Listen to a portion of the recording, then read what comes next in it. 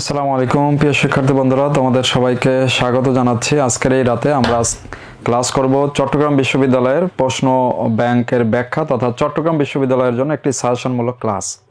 তো তোমরা যে যেখানে আছো আশা করি সবাই ভালো আছো। তোমাদের সাথে অনেকদিন পরে দেখা।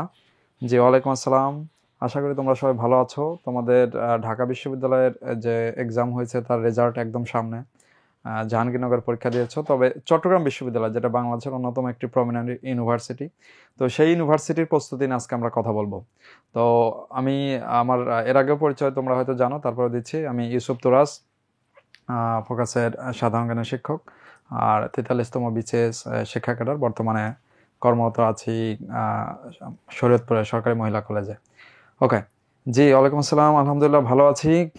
এই তো আমরা শুরু করতে যাচ্ছি। দেখো, খুব বেশি আমরা সময় দীর্ঘায়িত করব না, সরাসরি। জি আলহামদুলিল্লাহ ভালো আছি। জি জি ভালো আছি, তোমরাও কেমন আছো? জি আচ্ছা, ওকে, আমরা শুরু করছি। ঠিক আছে, দেখো আমরা চট্টগ্রাম বিশ্ববিদ্যালয়, যে কোনো বিশ্ববিদ্যালয় প্রস্তুতির জন্য আমি আগে শুরুতেই তোমাদের যে কথাটা বলবো, চট্টগ্রামের জন্য তুমি আসলে পড়বেটা কি, তারপর আমি সাজেশন দেবো। পড়বেটা কি সেটা আগেই জেনে নাও। তোমাকে এক্স্যাক্টলি আমাদের যে লেকচার শিট, এই লেকচার শিটটা যদি ঠিকঠাক করে দেখো তাহলেই তোমার কাজ হয়ে যাবে।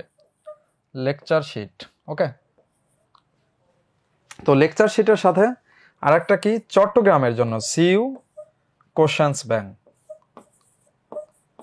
তার মানে চট্টগ্রামের জন্য যে কোশ্চেন ব্যাংক আছে, এটা দেখলে হয়ে যাবে কাজ। এখন আমাদের তো একটা লেকচার শিটের সাথে হাইলাইটস দেওয়া ছিল, সাম্প্রতিক হাইলাইটস, এই যেটা হাইলাইটস আছে সাম্প্রতিকের। তো এই সাম্প্রতিক চট্টগ্রামে কম আসে, মাত্র 2-3টা আসে। তো এইটুকু পড়লেও হবে। তবে যারা একটু ভালো করতে চাও, পরিশ্রম করতে চাও, তারা এটার সাথে তোমার জানুয়ারি মাসের প্লাস ফেব্রুয়ারি মাসের কারেন্ট অ্যাফেয়ার্স দেখবা, এই 2 মাসের কারেন্ট অ্যাফেয়ার্স।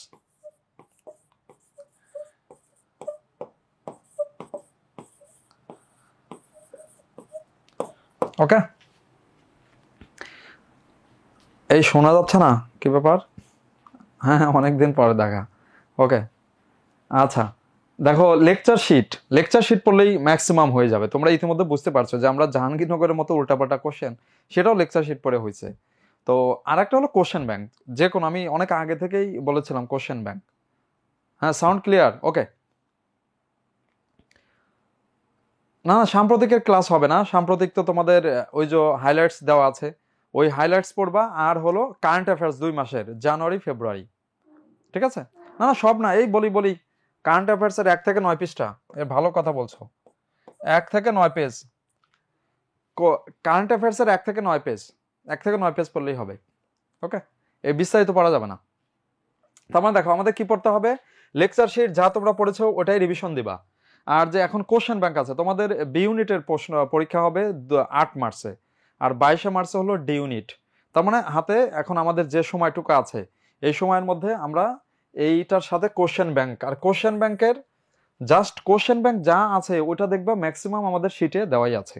ওকে, তো তারপরে একটু আলাদা বিষয় আছে যেটা আমরা কোশ্চেন সলভ করার সময় দেখবো। হাইলাইটস তো তোমরা পেয়েছো আগেই, জাস্ট এই যে 1 থেকে 9 পৃষ্ঠা, এই যে সাম্প্রতিক কারেন্ট অ্যাফেয়ার্স জানুয়ারি ফেব্রুয়ারি, এটা পড়তে হবে। ওকে, আচ্ছা এখন আসো আমরা শুরু করব। দেখো, আমরা একটু আগে অ্যানালাইসিস করে দেখাবো যে আসলে ওদের কি কি টপিক বেশি ইম্পর্টেন্ট চট্টগ্রাম বিশ্ববিদ্যালয়ের জন্য। বি ইউনিটে, বি মানে যেটা আর্টসের ইউনিট, এই ইউনিটে কোন কোন প্রশ্ন বেশি ইম্পর্টেন্ট, কারণ এখানে কোশ্চেন কিন্তু অনেক বেশি থাকে, খেয়াল রাখা। এখানে তোমার ধরো বাংলাতে কোশ্চেন হলো 30টা, সব এমসিকিউ। ইংলিশে কোশ্চেন হলো 30টা, আর জিকেতে কোশ্চেন হলো 40টা। তার মানে বুঝতেই পারছো, একদম পুরোপুরি এমসিকিউ কোশ্চেন হবে, এবং সেখানে জিকের কোশ্চেন অনেক বেশি। হ্যাঁ, ডিউ আমরা সলভ করব, আজকে ডিউ দেখিয়ে দেবো। ঠিক আছে, এটা হলো বি ইউনিট, আমরা বি ইউনিট নিয়ে কথা বলছি। হ্যাঁ, আর ডিতে তো মানে সাধারণ জ্ঞান হলো, জিকে হলো 20টা ডিতে। ঠিক আছে, ডি ইউনিটে। ওকে, তাহলে আমরা বি ইউনিটের সাজেশনটা একটু দেখে নেই। এই দেখো, কোশ্চেনের দিকে তাকাও। সাম্প্রতিক, শুরুতেই লেখা রয়েছে সাম্প্রতিক। এই সাম্প্রতিক দেখো, যে সাম্প্রতিক তথ্যটা আমরা পড়তে বলছি হাইলাইটস থেকে, দেখো তুমি একটু তাকাও, গত বছরে আসেই নাই, তার আগের বছরে একটা আসছে, একটা। তার আগের বছরের 2টা, তার আগের বছর নাই, তারপর আগের বছরের 2টা। তার মানে খেয়াল করো যে বিগত 5 বছরের দিকে তাকালে বললাম ওই যে 1টা 2টা এরকম কোশ্চেন আসতেছে। তো এর আগে আবার হুট করে 18-17 সালের দিকে কোশ্চেন এই 2 বছরেই বেশি হয়েছিল, শুধুমাত্র 7টা 8টা। তা নাহলে সাধারণত 1টা 2টা করে সাম্প্রতিক হয়। আর এটার জন্য হাইলাইটস আর হলো জানুয়ারি ফেব্রুয়ারি কারেন্ট অ্যাফেয়ার্সের 1 থেকে 9 পৃষ্ঠা, এটুকু পড়লেই কাজ হয়ে যাবে। ঠিক আছে, ওকে। আচ্ছা, এখন দেখো চট্টগ্রাম বিশ্ববিদ্যালয়ের জন্য যেটা কোশ্চেন, এটা আগে বেশি আসতো, যেটা একদম রেগুলার আসতো, বাংলাদেশের ভূপ্রকৃতি, যেটা আমাদের লেকচার 1-এর একটা টপিক। লেকচার 1-এর এই টপিকটা থেকে দেখো এর আগে কোশ্চেন আসছে অনেক বেশি, অনেক বেশি। এই মাঝে কোশ্চেনটা এখন কম আসছে, বাংলাদেশের ভূপ্রকৃতি। তো তারপরও এই টপিকটাকে আমি সবসময় পড়তে বলি চট্টগ্রামের। কারণটা হলো চট্টগ্রাম ভৌগোলিকভাবে আমাদের ভূপ্রাকৃতিক দিক দিয়ে চট্টগ্রাম একটি ব্যতিক্রম জায়গা। আমরা জানি ওখানে ক্ষুদ্র নৃগোষ্ঠী আছে, পাহাড় আছে। তো এই জন্য এখানকার ভূপ্রকৃতি তুলনামূলকভাবে ইম্পর্টেন্ট। তো এই জন্য ভূপ্রকৃতির টপিক, যে টপিকটা, এটা যদিও গত 2 বছরে দেখা যাচ্ছে কোশ্চেন কম আসছে বা আসেনি, তারপরেও এটা আপাতত আমরা ইম্পর্টেন্টের কাতারেই রাখবো। তার মানে অতীতে আবার অনেকবার বেশি এসেছে। তো এই জন্য ভূপ্রকৃতির আলাদা তোমার কিছু পড়তে হবে না, শীটে একদম লেকচার 1-এই আছে বাংলাদেশের ভূপ্রকৃতি, ওইটুকু পড়লেই হবে। সাউন্ড আগে ভিডিও পরে আসতেছে, আচ্ছা আচ্ছা, এটা তো সলভ করতে হবে। পাশের বাড়ি সাউন্ড বক্স, আচ্ছা।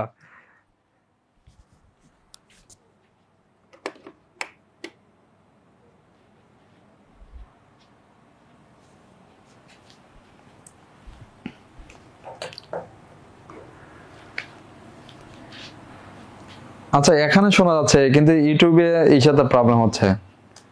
আচ্ছা, ইউটিউবে সাউন্ড কি মানে পরে আসতেছে, মানে কথা পরে আসতেছে?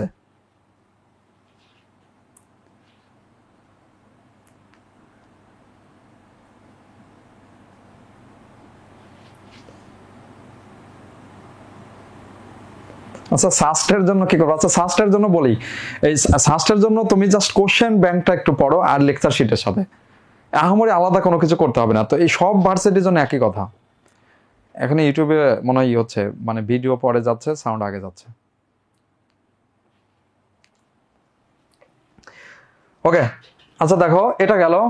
তার মানে ভূপ্রকৃতি আমরা পড়বো। এখন দেখো প্রাচীন বাংলার ইতিহাস, প্রাচীন বাংলার ইতিহাস লেকচার নাম্বার 3-এর আমাদের এই টপিকটা। এইখান থেকে এই টপিকটাকে মোটামুটি ইম্পর্টেন্ট হিসাবে ধরা যায়। কারণ দেখো একটা কোশ্চেন আসে আসে এবং এর আগেও আসে, দেখো রেগুলার আসে। তার মানে তুলনামূলকভাবে এই টপিকটা এটা একদমই সহজ, লেকচার 3-এ আছে, লেকচার 3-এর টপিক। ওকে, ভারতবর্ষে মুসলমান শাসন আমল। এইবার তোমারে বলি, এই গত দেখো এটা কিন্তু এর আগে কম আসছে, কিন্তু এইবার কিন্তু আসবে, এটা একটু খেয়াল রেখো। হ্যাঁ, এটা কি হয়ে গেছে ভিডিও? আচ্ছা আচ্ছা,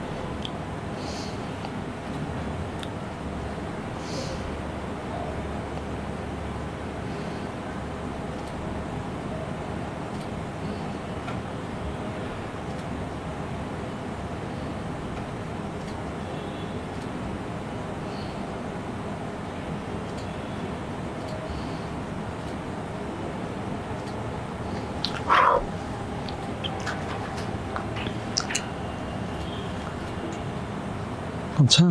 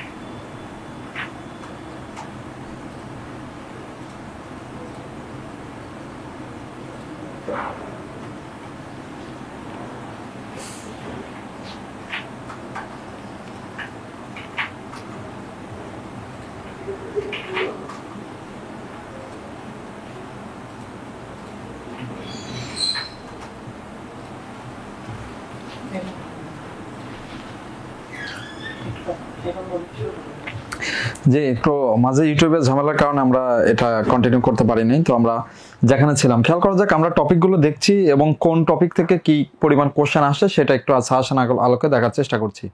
ওকে, তো খেয়াল করা যাক আমরা শুরুতে সাম্প্রতিক বললাম যে মোটামুটি ইম্পর্টেন্ট একটা বা দুইটা কোশ্চেন ওখান থেকে আসবে, হাইলাইটস থেকে পেয়ে যাব। ভূপ্রকৃতি টপিকটা পড়তে বলেছি, যেখান থেকে একটা কোশ্চেন আসতে পারে, সেটা আমাদের লেকচার 1-এ আছে। লেকচার 3-তে প্রাচীন বাংলার ইতিহাস আছে। তো প্রাচীন বাংলার ইতিহাস আর একটা হলো খেয়াল করা যাক যে মুসলিম শাসন আমলের ইতিহাস। তো যেহেতু আমরা জানি বাংলাদেশের একটা পরিবর্তিত পরিবেশ তৈরি হয়েছে, মানে বর্তমান যে সময়, এই সময় মাঝখানে মুসলিম ইতিহাসের থেকে প্রশ্ন খুব বেশি আসে নাই। ওই যে দেখাচ্ছে এখানে, এই যে কোনো আসছে, এই যে একটা দুইটা আসছে, একটা আসছে, আর মাঝে আসে নাই। তো এখন এটা সব জায়গাতে আসার সম্ভাবনা তৈরি হয়েছে, বেশ করে আমাদের ঢাকা বিশ্ববিদ্যালয়ে এবার এসেছে। তার মানে এই টপিকটা লেকচার 3-র এই টপিকটা এটা আমাদের জন্য ইম্পর্টেন্ট হবে, এই যেটা। ওকে, আর ব্রিটিশ শাসনামল, ব্রিটিশ শাসনামলে এই যে লাস্ট 2 ইয়ারে কোশ্চেন আসছে দেখা যাচ্ছে, তার মানে মোটামুটি ইম্পর্টেন্ট এই টপিকটা আমরা মোটামুটি পড়বো। আর মেইন যেটা আসছে একদম ধুমায় আসবে এবং আসছে, সেটা বাংলাদেশের অভ্যুদয়ের ইতিহাস, মুক্তিযুদ্ধ, এই টপিকগুলা খেয়াল করা যায় কি দুইটাই কিন্তু ইতিহাস। একটা হলো এটা হলো 52 থেকে 70, আর এটা হলো 71। কিন্তু খেয়াল করা যাক আমাদের বাংলাদেশের ইতিহাসে তো আরেকটা ঘটনা ঘটছে, সেটা হলো 24, এবং ঢাকা ভার্সিটিতে 24 থেকে কিন্তু কোশ্চেন আসছে, সেখানে 2টি। তার মানে 24-এর আন্দোলন থেকে কোশ্চেন আসবে। আচ্ছা, না না দাগিয়ে দিয়েছেন, হ্যাঁ দাগিয়ে দিয়েছেন ইম্পর্টেন্ট অংশগুলো, আর সেই ইম্পর্টেন্ট অংশগুলো তো অবশ্যই পড়তে হবে, তবে শীটটা পড়তে হবে পুরোপুরি। খেয়াল করা যাক তাহলে চট্টগ্রাম বিশ্ববিদ্যালয়ের দিকে তাকানো যাক, সে কিন্তু ইতিহাসের উপরে কোশ্চেন যথেষ্ট বেশি করে।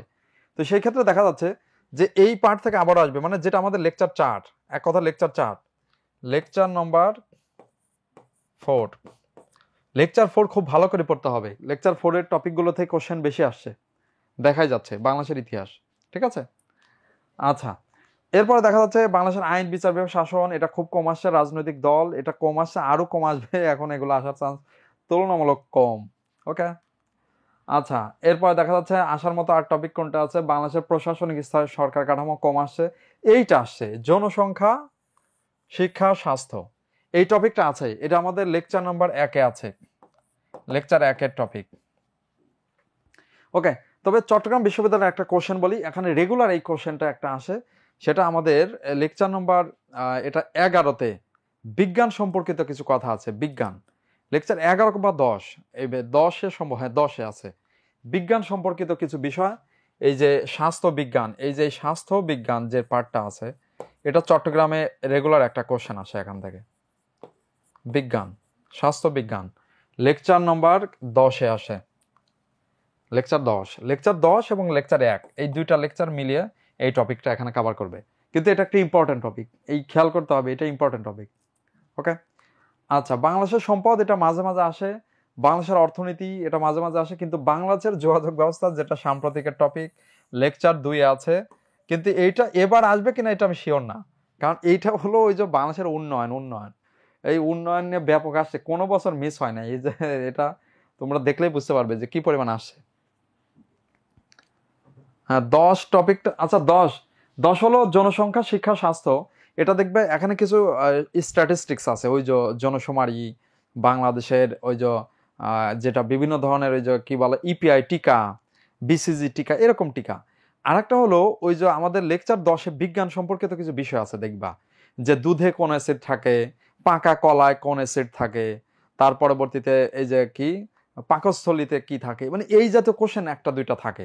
ঠিক আছে, হ্যাঁ, যে আপার উন্নয়ন, এই উন্নয়ন থেকে রেগুলার কোশ্চেন আসতো আগে বাংলাদেশ যোগাযোগ ব্যবস্থা থেকে। তো যাই হোক, এবার আসবে কিনা শিওর না, লেকচার 2-এর এই টপিক এটা। তবে লেকচার নাম্বার 14 বাঙালি সংস্কৃতি, বাংলার সংস্কৃতি, এইটা মাস্ট আসবে। এটা lecture 14 topic, most important topic. Lecture 14 বাংলাদেশের সংস্কৃতি। ওই যে দেখবা অনেকগুলো আছে, আমাদের ভাস্কর্য আছে, আমাদের ওই যে সংস্কৃতি আছে, শিল্প আছে, গান আছে, এগুলো হলো কি আমাদের 14 নম্বর লেকচারে। জাতীয় অর্জন, এটা মোটামুটি ইম্পর্টেন্ট। এই জাতীয় অর্জন মানে হলো যে বাংলাদেশের ধরো এই যে রেমিটেন্সে কতম, আমাদের বাংলাদেশের এই যে যত ধরনের অর্জন আছে, বিভিন্ন পুরস্কারের কথা এখানে আছে, যেগুলো আন্তর্জাতিক পুরস্কার। তো এই জাতীয় অর্জন আর কি, এটাও আছে লেকচার নাম্বার, এটা সম্ভবত 13-তে বা 14-তে আছে, লেকচার 13 বা 14 টপিক এটা।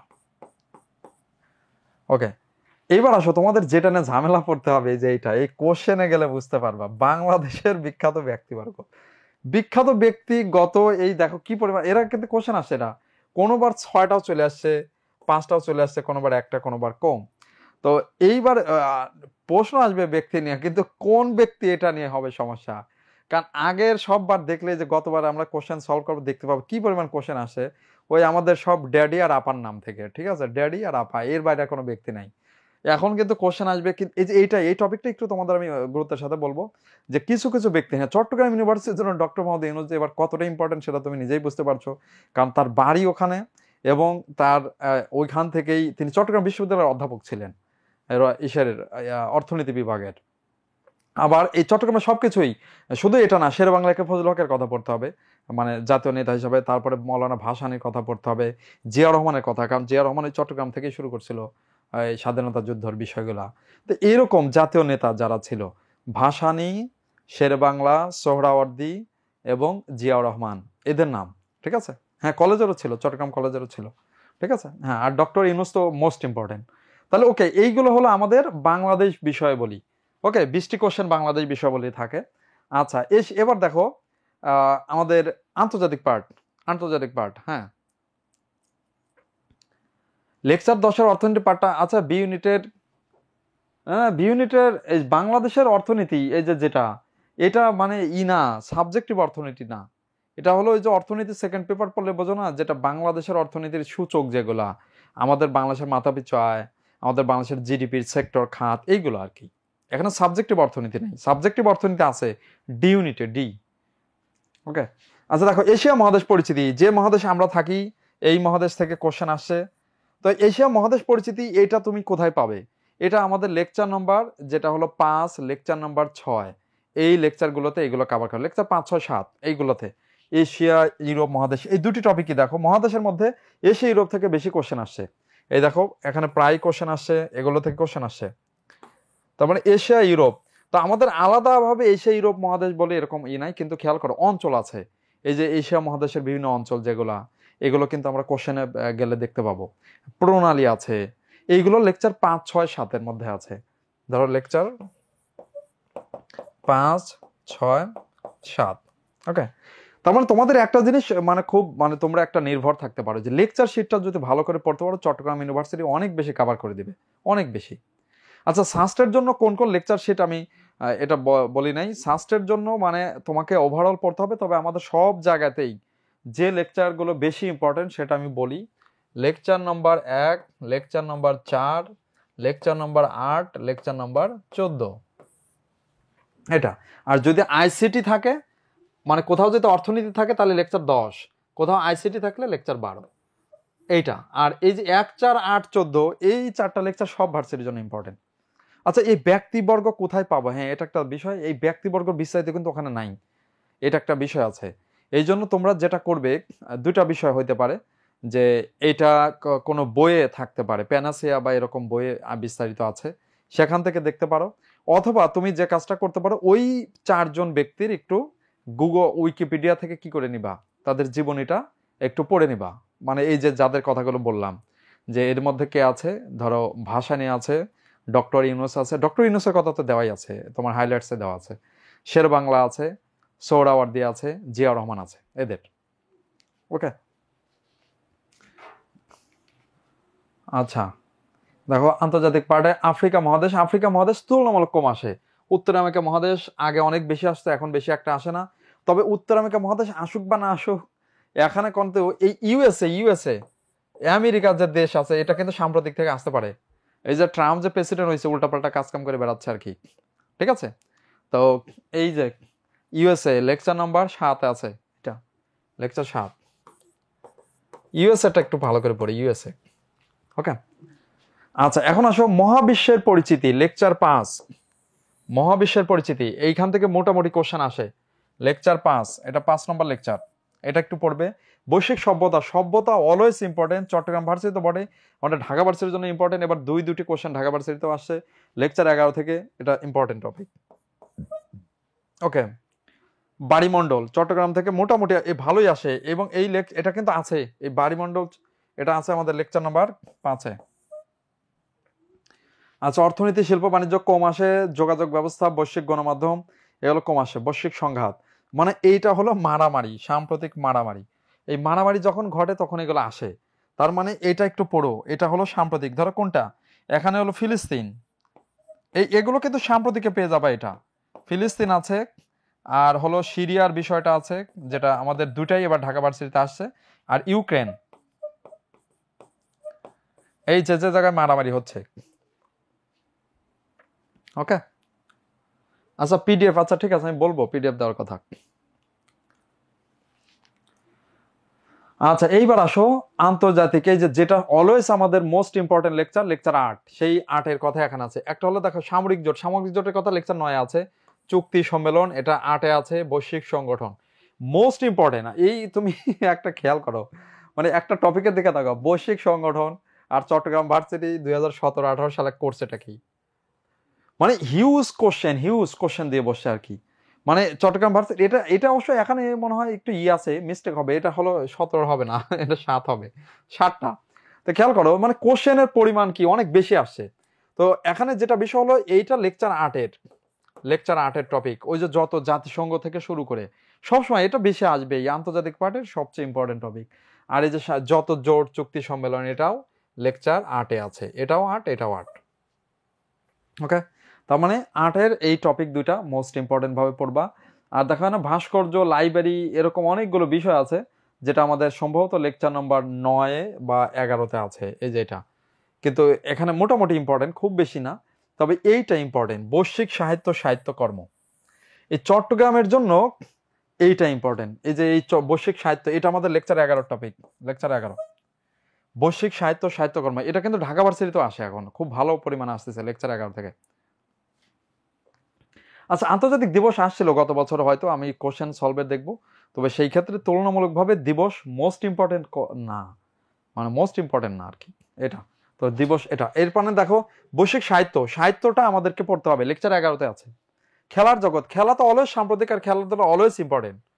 আর এই যে আমরা জানি আমাদের বাংলাদেশ তো দুর্দান্ত খেলছে, সব জায়গায় যে দুর্দান্তভাবে হেরে আসতেছে আর কি। তো মাঝখানে আমরা কোনো সময় জিততাম, এই যে এখন কিন্তু আপার, বুঝছো, এই যে আপার না থাকলে যে দোয়া হয় না, দোয়া না থাকলে যে জিতা যায় না, ঠিক আছে। প্রথমে এসে 2-1 বার আমরা জিতলাম, ওই যে মেয়েরা ভালো খেললো, ছেলেরাও ভালো খেললো, এখন কি সব শেষ, ঠিক আছে। ওকে, আচ্ছা এখন আসো খেলার জগতে এখন আমাদের অবস্থা বেশি একটা ভালো না। পুরস্কার অলওয়েজ ইম্পর্টেন্ট, আন্তর্জাতিক পার্টে তো পুরস্কার সবসময় ইম্পর্টেন্ট।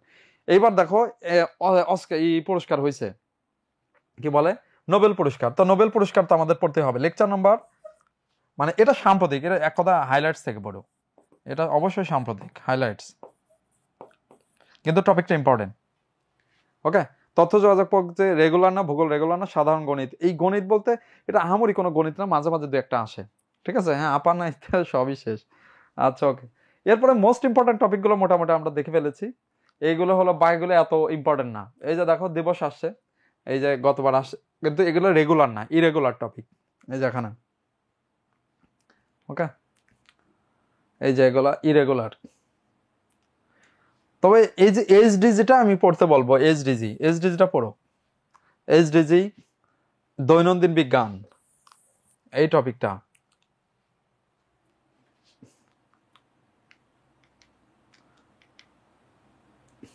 ওকে, ভাইগুলো কি মানে ইরেগুলার এই বঙ্গবন্ধু, যাই হোক মানে এটা মানে এর আগে ব্যক্তি হিসাবে আসছে, এই ব্যক্তি হিসাবে এরপরে টপিক দিয়ে দিছে এই আমাদের ড্যাডির নামে। তো এখন যাই হোক, এখন আসো আমরা প্রশ্নগুলো দেখি।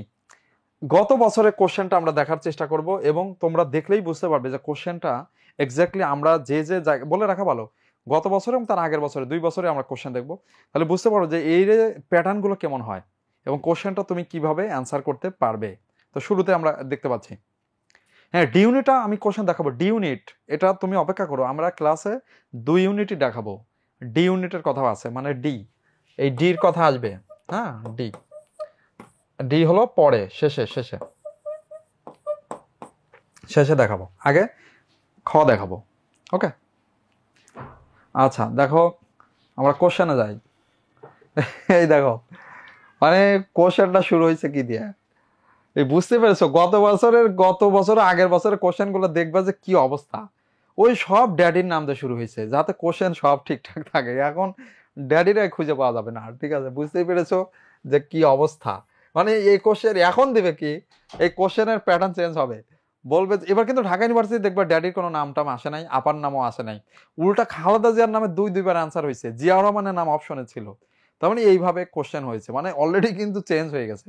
তো এইখানে দেখো কোশ্চেন দিবে কি, যে কালুরঘাট বেতার কেন্দ্র হতে জিয়া রহমান কবে স্বাধীনতার ঘোষণা দেন, এইভাবে কোশ্চেন আসবে। বাট বুঝতে পারছো ইতিহাস কিন্তু চেঞ্জ হয়ে গেছে এইরকম।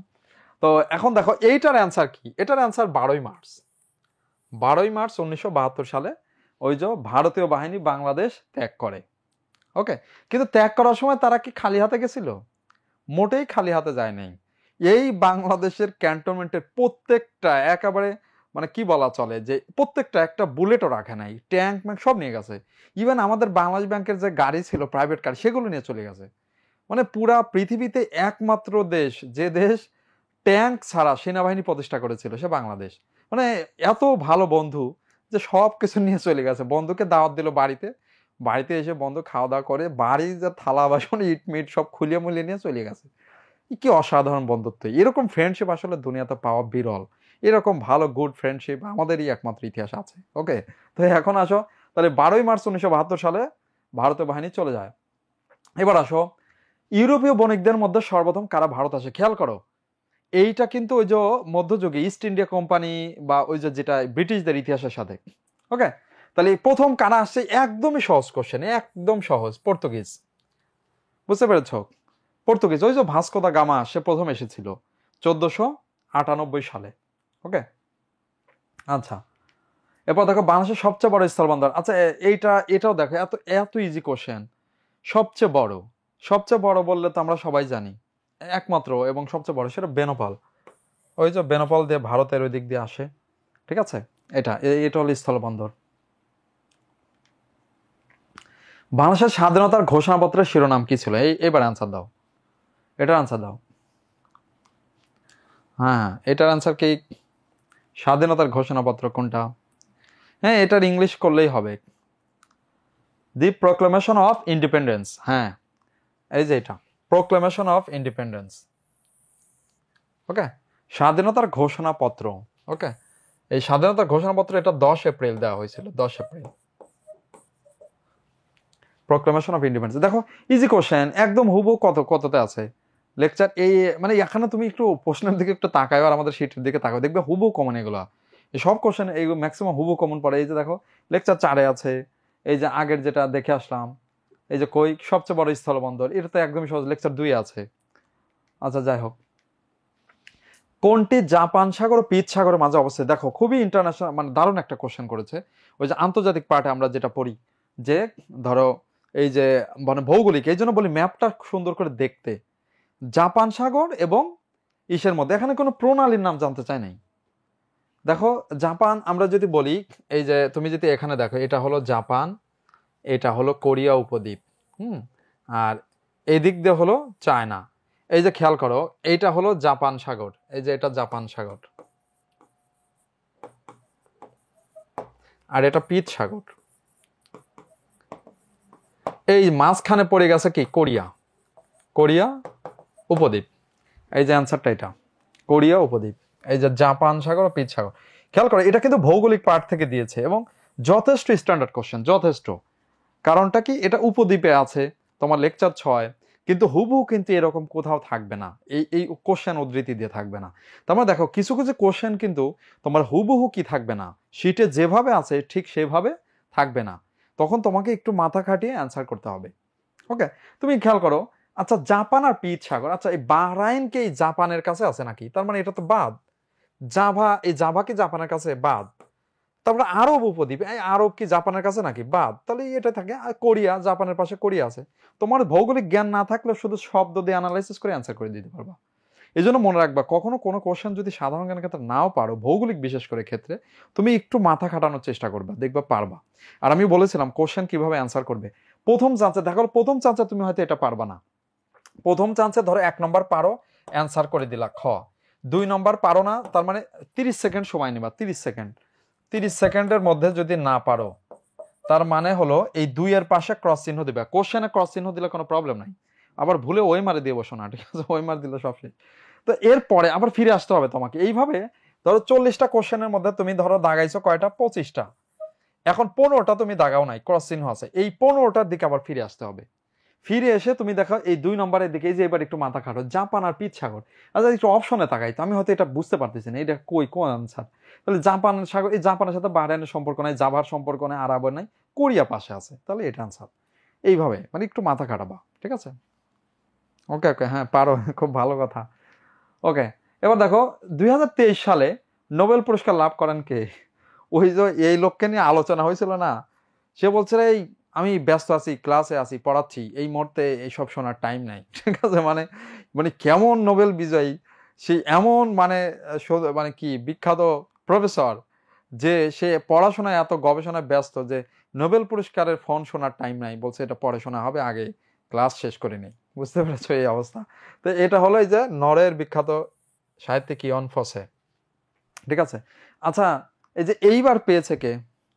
এই যে লাস্টে মানে আমাদের এই 24 সালে সাহিত্য নোবেল পুরস্কার পেয়েছে কে? নাম লেখো। এটা তো আসছিল। হ্যাঁ হ্যাঁ, এই যে দক্ষিণ কোরিয়ার হান কাং।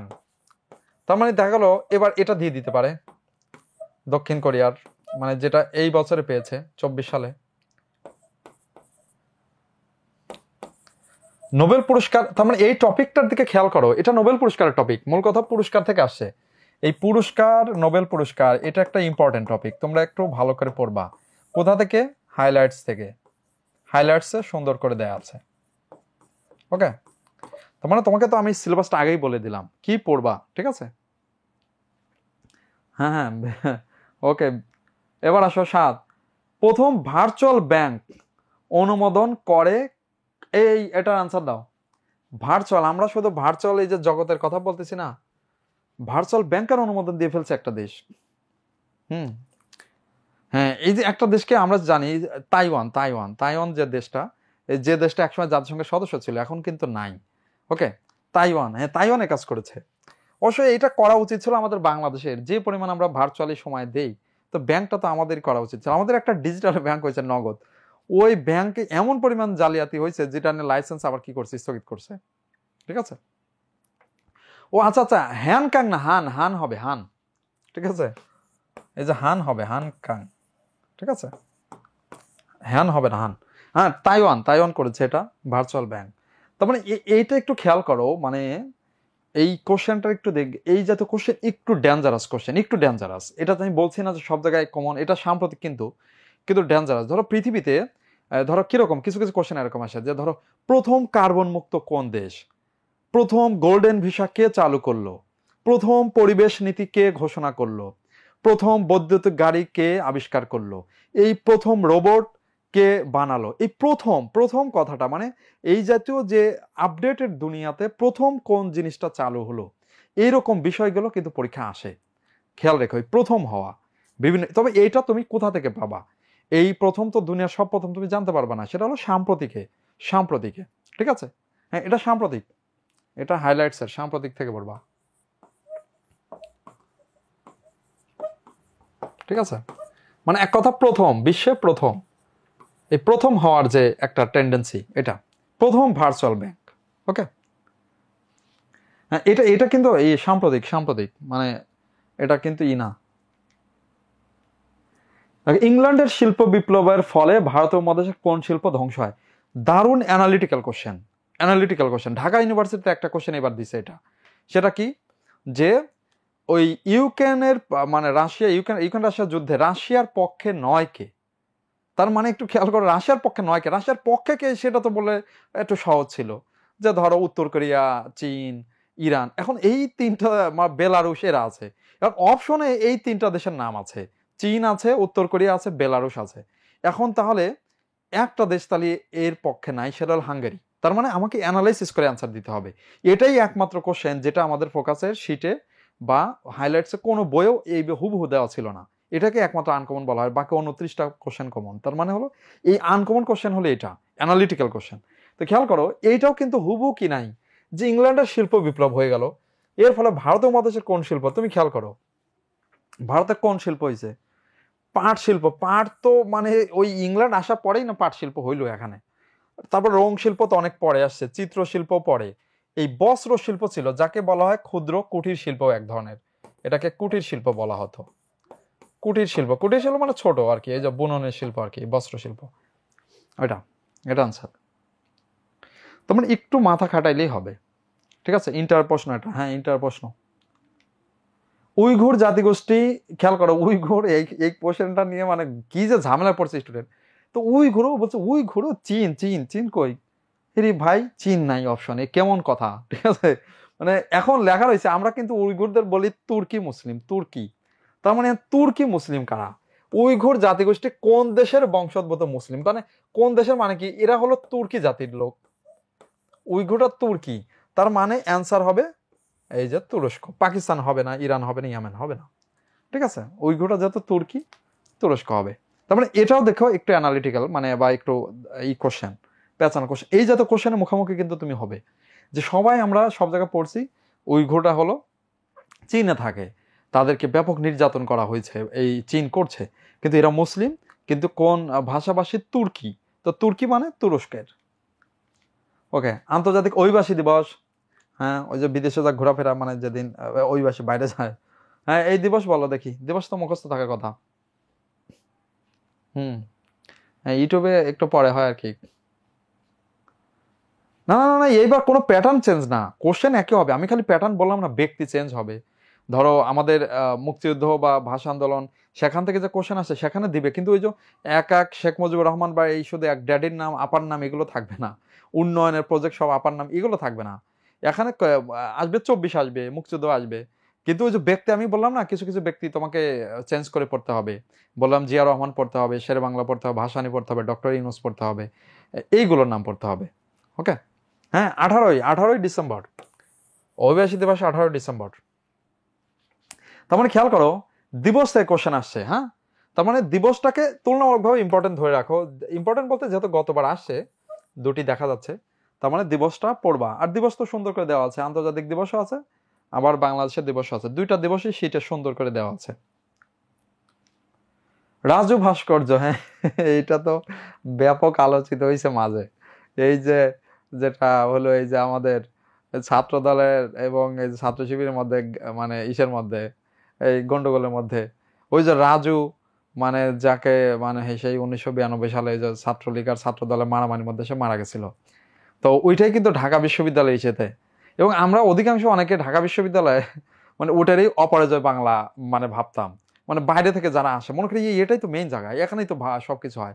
কিন্তু আমরা পরে তো জানি যে অপরাজয় বাংলা এখানে না, ওটা কলাভবনের সামনে, ঠিক আছে?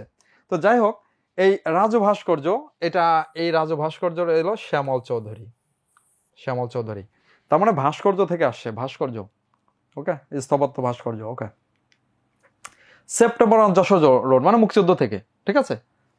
হ্যাঁ, এই রাজুতে আয় সবাই হ্যাঁ রাজুতে আয়, ওইটাই আর কি।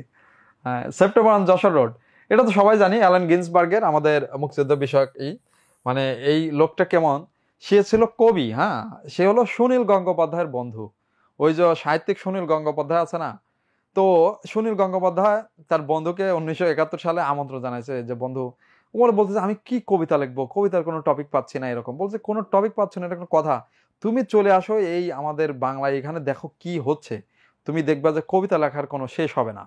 তো তখন সে আসে ওই যে যশোর, যারা বেনপাল দিয়ে যে রোডটা ঢুকছে বাংলাদেশে, ওখানে দেখে হাজার হাজার মানুষ যারা এই যে অন্য মানে একদম কি ঘর বাড়ি ছেড়ে ভারতের দিকে যাচ্ছে, আশ্রয় নিচ্ছে। তখন এইটা নিয়ে সে 151 লাইনের একটা কবিতা লেখে, সেপ্টেম্বর অন যশোর রোড। এটা বিখ্যাত কবিতা। হ্যাঁ, হাইলাইটস, আচ্ছা সব পড়তে হবে না। তুমি যেটা করবে, হাইলাইটসের যে যে তথ্যগুলো একটু দেখবে যে অনেক বেশি পুরাতন হয়ে গেছে, ওটা বাদ দিয়ে দিবা। ঠিক আছে, লাস্টের এই যে লাস্ট যত কত তোমার ধরো সেপ্টেম্বরের পর থেকে যে তথ্যগুলা, এইগুলো ইম্পর্টেন্ট, সেপ্টেম্বরের পর থেকে। পরবর্তী বিশ্বকাপ ফুটবল অনুষ্ঠিত হবে, এই এই এবার বলো 2026 সালে বিশ্বকাপ ফুটবল হবে কয়টি দেশে? হ্যাঁ, এটা এই কোশ্চেন তো ঠিক আছে, কিন্তু এই কোশ্চেনের কিন্তু চেঞ্জ হয়ে গেছে। হ্যাঁ, তিনটি মহাদেশে 6টি দেশে। এই দেখো, এটা ঠিক আছে, কানাডায় হবে, মেক্সিকোতে হবে, যুক্তরাষ্ট্র হবে, সব দেশে, মানে অ্যান্সার হলো এটা। কিন্তু এটা কিন্তু চেঞ্জ হয়ে গেছে পরে আবার। এই তিনটা তো হবেই, এই তিনটা প্লাস এই যে উত্তর ইসেতে আরো তিনটা, উরুগুয়ে, প্যারাগুয়ে, আর্জেন্টিনা, ঠিক আছে, প্লাস ইউরোপের তিনটা, ঠিক আছে, মানে যেটা হলো তোমার কি বলা চলে, না এটা না, এটা হলো পরবর্তী, না ঠিক আছে, এটা ঠিক আছে, এটা এটা সরি, আমার এটা ভুল হয়েছে, এই 30 সালেরটা হবে এটা এরকম। আর এটা ঠিক আছে, এটা হলো তিনটাতেই হবে, কানাডা, মেক্সিকো, যুক্তরাষ্ট্র। কিন্তু এইখানে মেইন ইম্পর্টেন্ট হলে 48টা দেশ অংশগ্রহণ করবে, 48টি, এই প্রথম, মানে 32টার জায়গায় 48টি হবে। আর আমাদের বাংলাদেশ কি সেখানে চান্স পেয়েছে? হুম, আমাদের বাংলাদেশের ফুটবল র্যাঙ্কিং এর কি অবস্থা? মানে এই শেষের দিক দিয়ে আমরা টপে থাকি, ঠিক আছে, শেষের দিক দিয়ে খেললেই 7-8টা করে খেয়ে আসে। মানে ওই যে অস্ট্রেলিয়ার সাথে গেছিল 7 খান খেয়েছে, ওকে, মানে বোঝা যাচ্ছে 7টা শুধু এক ব্রাজিলই খায় না, বাংলাদেশও খেয়েছে। মানে ব্রাজিল বাংলাদেশ সেম ক্যাটাগরিতে আছে, ঠিক আছে, এই পারফরমেন্স আছে আর কি এদের। তো ওকে, যাই হোক, তাহলে হলো 48টি দেশ খেলবে। আর এটা তার মানে বিশ্ব, এটা দেখো, এটা খেলাধুলা থেকে এসেছে, খেলাধুলা। আর খেলাধুলা তো আমাদের জন্য অবশ্যই ইম্পর্টেন্ট। ওকে, মুক্তিযুদ্ধ ভিত্তিক চলচ্চিত্র সংগ্রাম, এই শুরু দিকের চলচ্চিত্র, দেখো এই টপিকটা আবার মুক্তিযুদ্ধ থেকে আসছে। তারপর বুঝতে পারছো মুক্তিযুদ্ধ থেকে একাধিক, ওকে, হ্যাঁ এটাই চাষী নজরুল ইসলাম, এই তিনি প্রথম মুক্তিযুদ্ধ ভিত্তিক চলচ্চিত্র করেছিলেন, ওরা 11 জন। তার মানে দেখো মুক্তিযুদ্ধ টপিক থেকে বারবারই আসছে, তো কোশ্চেন মুক্তিযুদ্ধ থেকে আসবে, তবে এবার অবশ্যই মুক্তিযুদ্ধের সাথে 24 আসবে, আমাদের 24, ওকে, 24-এর বিষয় সুন্দর করে হাইলাইটসে দেওয়া আছে, ওকে, হাইলাইটসে। পাকিস্তানের গণপরিষদের কার্যক্রমে বাংলা ভাষা অন্তর্ভুক্ত, আমাদের ভাষা আন্দোলনের বিখ্যাত ঘটনা, যে বাংলাকে অন্তর্ভুক্ত করার দাবি জানিয়েছিলেন কে? ধীরেন্দ্রনাথ দত্ত। ভাষা আন্দোলনের অন্যতম ঘটনা এটি, ঠিক আছে, ধীরেন্দ্রনাথ দত্ত। পবিত্র কোরআন কত বছর ধরে নাজিল হয়েছিল? খেয়াল করো, চট্টগ্রাম ইউনিভার্সিটিতে এইটা তুমি একটু খেয়াল রাখো, ইসলাম ধর্ম সম্পর্কে, মানে এই যে লেকচার 11 ইসলাম ধর্ম, মানে এইবার ধরো আরো সম্ভাবনা বেশি এখান থেকে কোশ্চেন আসবে, লেকচার 11 তথা ধর্ম সম্পর্কে আসে, তবে ইসলাম ধর্ম থেকে বেশি আসে। তো এটা তো আমরা সবচেয়ে সহজ কথা, এটা তো সবাই জানে যে রাসূল সাল্লাল্লাহু আলাইহি ওয়াসাল্লামের উপর মহাগ্রন্থ আল কোরআন নাজিল হয়েছিল দীর্ঘ 23 বছর ধরে, 23 বছর, মক্কায় 13 বছর, মদিনায় 10 বছর। নিচের কোনটি ইউনাইটেড নেশন অর্গানাইজেশনের সঙ্গে সংশ্লিষ্ট নয়? Very very important question. দেখো এটা লেকচার 8-এর কোশ্চেন, তোমার এত কিছু না জানলেও চলবে। আসিয়ানকে তো আমরা চিনি নাকি, association of south east Asian nation, মানে এটা তো কি, এই দক্ষিণ পূর্ব এশিয়ার দেশগুলোর জোট। ওয়ার্ল্ড হেলথ অর্গানাইজেশন, আইএলও, এই দুইটাই তো জাতিসংঘের সাথে সম্পর্কিত, তার মানে অ্যান্সার হলো আসিয়ান। লেকচার 8, এটা দেখো এই হুবহু কিন্তু দেয় নাই, কোশ্চেনটা কিন্তু ঘুরিয়ে দিয়েছে, এই ঘোরানো কোশ্চেন অ্যান্সার পারা চাই, ট্রিকি কোশ্চেন। হ্যাঁ, এই দেখো ট্রিকি কোশ্চেন, এই যে এটাকে আমরা সবসময় বলি, ধরো এই 40টা কোশ্চেন দিবে চট্টগ্রাম ভার্সিটি, 40টার মধ্যে তোমার 20টা দিবে কি তুলনামূলক সহজ, আর এই 20টা দিবে ট্রিকি। তার মানে যারা ভালো করতে চায়, তার মানে হলো তাদের এই যে 20টা ট্রিকি কোশ্চেন, এইটার মধ্যে অন্তত তোমার 10টি পারতে হবে, তাহলে তোমার ভালো একটা অবস্থান হবে, বা আরো বেশি পারতে হবে, 15টা এরকম। কর্ণফুলী নদী তলদেশে, ওটা তো ওইখানেই ছিল। আর দেখো এটা তো মহা লস প্রজেক্ট বাংলাদেশের, ব্যাপক আকারে আসছে, ঢাকা ভার্সিটিতে আসছিল। তো যাই হোক, এটা আমরা সবাই জানি, এটার কত দৈর্ঘ্য? 3.32, ঠিক আছে, কিন্তু প্রজেক্ট করে রাখছে, কিন্তু ওই দিক দিয়ে কিন্তু বাস যায় না, তোমরা ওইদিকে গেলে যে দেখতে পাবো, আমি নিজেই গেছি ওখানে। মানে বিষয়টা হলো, খেয়াল করো, আমাদের এটা হলো চিটাগাং শহর, হ্যাঁ, এটা চিটাগাং। আর এই সাইডে হলো এই যে নদী যেতে আসছে, এই সাইড দিয়ে হলো আমাদের কি বলা চলে, মানে এই নদীর ওই পার। তো ঢাকা থেকে এই যে লাইন যেটা, এই যে এদিক দিয়ে ঢাকা থেকে গেছে, এই যে এদিক দিয়ে, এই যে এখানে হলো শাহ আমানত সেতু, এদিক দিয়ে এই যে এখানে ব্রিজ পাড়ি দিয়ে এখান দিয়ে আমরা এই যে কক্সবাজার এদিক দিয়ে চলে যাই। খেয়াল করো, সেতু টানেল বানাইছে এখানে, এখানে। তো এখানে বানাইছে ঠিক আছে, তাহলে এখন গাড়ির রোডটা এইভাবে করতে হবে, এদিক দিয়ে গাড়ি, বাস যেগুলো, ট্রাক যেগুলো, তার এদিক দিয়ে যাবে, এবং এখান দিয়ে এই রোডটা নিয়ে এদিকে চট্টগ্রামে এই যে যেটা ইশার রোডের সাথে মিলাই দিতে হবে। কিন্তু এই যে এই সাইডের রোডটা এখান দিয়ে এখনো বাসের কি হয় নাই, রুট যেটা পারমিট, আর বাস এদিক দিয়ে এখনো চলে না, ট্রাকও চলে না, শুধুমাত্র দু একটা প্রাইভেট কার চলে, বাকি সব চলে এদিক দিয়ে। তার মানে এই প্রজেক্টে যেখানে 8,000 কোটি টাকা খরচ হয়েছে, এবং প্রত্যেক দিন আরো খরচ হয়, ওই টাকা উঠে আসে না, পুরা লস প্রজেক্ট। কারণ ওখানে তো যাইতে হবে, তো মানুষ এটা ব্যবহার করতে হবে, তো ব্যবহারই হয় না। এই হলো অবস্থা। এই যে তোমাদের বাড়ির পাশে, হ্যাঁ, ঠিক আছে, এই আর কি অবস্থা। হ্যাঁ, আচ্ছা, প্রকল্প তো কম আসবে, বুঝতেই পেরেছো, ঠিক আছে, মানে প্রকল্পের যা অবস্থা। তো প্রকল্পের মধ্যে কি পড়বে আমি বলতেছি লেকচারে, মেট্রো রেল, মেট্রো রেলটা পড়বা, মাতারবাড়ি গভীর সমুদ্র বন্দর, মাতারবাড়ি সমুদ্র বন্দর, যমুনা রেল সেতু, যমুনা রেল সেতু, ওকে। তুলনামূলকভাবে এই তিনটা। আরেকটা রূপপুর পারমাণবিক বিদ্যুৎ কেন্দ্র, যদিও এবার দেখো ঢাকা ভার্সিটি কিন্তু একটাও দেয় নাই, মানে গতবারও দিছে কিন্তু এবার দেয় নাই, মানে এটা ব্যাপক, এটা আসবে কিনা সেও জানি না, কারণ এবার এই পার্ট থেকে কোশ্চেন আসার সম্ভাবনা খুবই কম। তারপরে তিনটি প্রকল্প তুলনামূলকভাবে কি একটু আলোচিত, চারটা এটা, ওকে। তো খেয়াল রাখবা, মূলত জাপান যেখানে টাকা দিচ্ছে, এই জাপান মেট্রো রেলে টাকা দিচ্ছে, মাতারবাড়িতে জাপান টাকা দিচ্ছে, যমুনা রেল সেতুতে, রূপপুরে দিচ্ছে রাশিয়া।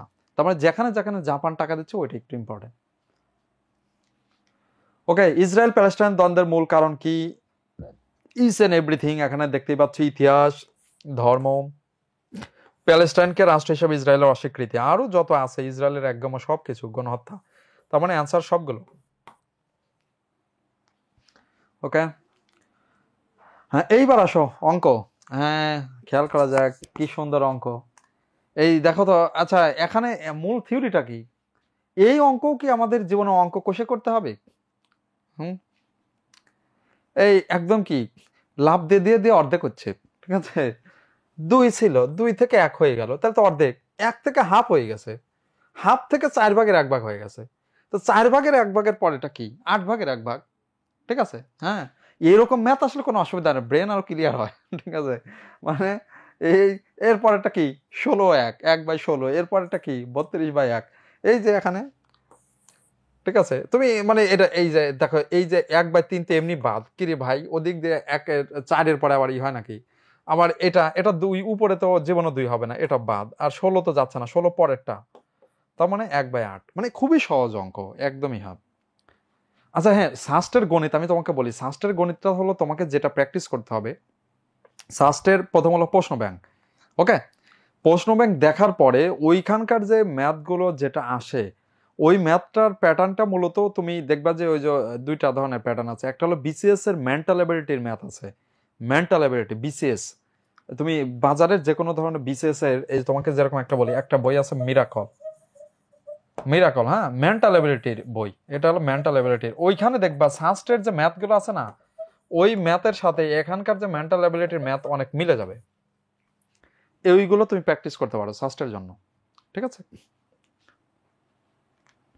হলোকাস্ট, হ্যাঁ, হলোকাস্ট আমরা জানি, হলোকাস্ট হলো মানে এটা হলোকাস্ট বললে ইহুদিদের কথা বলা হয়, ঠিক আছে। হলোকাস্ট মানে দ্বিতীয় বিশ্বযুদ্ধের সময় ইহুদি নিধন, এটা নিয়ে মহাবিতর্ক আছে, যে ওই তো বিষয়টা এরকম, মানে চিন্তা করো যে আমাদের বাংলাদেশে যেটা ঘটছে, ওই যে বলছে না, মানে লন্ডনের সাংবাদিক সম্মেলনে ডেভিড ফ্রস্ট মানে আমাদের ড্যাডিকে জিজ্ঞেস করলেন মানে তুমি তো দেশে ফিরতেছেন ওই সময়, যে how many people are killed in this liberation war, in this conflict. তো এখন পাশেই বসে আছে সিরাজুল ইসলাম, মানে যিনি হলেন বিবিসি বাংলার তৎকালীন প্রধান। তো তে বলতেছে মানে এরা এই যে আমাদের ড্যাডি পাশে বলতেছে সিরাজ কত মানুষ মারা গেছে। তো বলছে আমরা এই পর্যন্ত প্রায় মানে হিসাব করে দেখছি 3 লাখের মতো হবে, এরকম কাছাকাছি এরকম। তো এখন সে আনসার দিচ্ছে ডেভিড ফ্রস্টকে, বলছে কত কত মানুষ মারা গেছে, how many people are killed, বলছে অ্যাপ্রক্সিমেটলি মানে 3 মিলিয়ন পিপল আর কিল্ড। এখন কি মানে 3 মিলিয়ন পিপল আর কিল্ড হয়ে গেছে। এখন এই মানে লাখ রে মিলিয়ন বানিয়ে ফেলছে এরকম। তার মানে খেয়াল করো, মুক্তিযুদ্ধের সময় নিঃসন্দেহে মানুষ মারা গেছে, এবং সেই মানুষ যারা মেরেছে আমরা নিঃসন্দেহে তাদেরকে এক কথা কি অপরাধী ভাবি, এবং অপরাধী ভাবি মানে নিঃসন্দেহে অপরাধী তারা। কারণ একজন মানুষকে মারলেও তো, আর 3 লাখ মানুষ তো হিউজ সংখ্যা এটা। কিন্তু 3 লাখকে 3 লাখই বলা উচিত, 3 লাখকে কেন আমি 6 লাখ বলবো, কেন আমি 30 লাখ বলবো? ঠিক একই কথা ওই যে ইহুদিরা এই কাজ ঘটাইছে। হিটলার ইহুদিদেরকে মেরেছে, ঠিক আছে, সেটার কারণ আছে, কিন্তু ঘটনা হলো ওরা ওইটাটা 60 লাখ বানায় ফেলছে। 60 লাখ ইহুদি তো তখন ছিল না। 60 লাখ ইহুদি থাকলে ফিলিস্তিনে যাওয়ার মতো ইহুদি থাকে নাকি আর? ফিলিস্তিনে কত লাখ ইহুদি টোটাল গেছিল, সব মিলিয়ে ইহুদি গেছিল 3 লাখ। 3 লাখ ইহুদিতে ফিলিস্তিন রাষ্ট্র মানে ইসরায়েল রাষ্ট্র হয়েছে। তো 60 লাখ ইহুদি মেরে ফেলছে, মানে মূল কথা হলো যে এরকম জার্মানিতে তখন এত পরিমাণ ইহুদি ছিল না, মানে বিষয়টা এরকম, ঠিক আছে। তো যাই হোক, তাহলে দেখো এটা ইহুদি নিধন। এবার দেখো বাংলাদেশের মুক্তিযুদ্ধের মর্যাদা, এই যে দেখো মুক্তিযুদ্ধ টপিক, বীরত্ব সূচক খেতাবের ক্ষেত্রে তৃতীয়, বীর শ্রেষ্ঠ, বীর উত্তম, বীর বিক্রম। বীর বিক্রম 3 নম্বরে আছে। ওকে,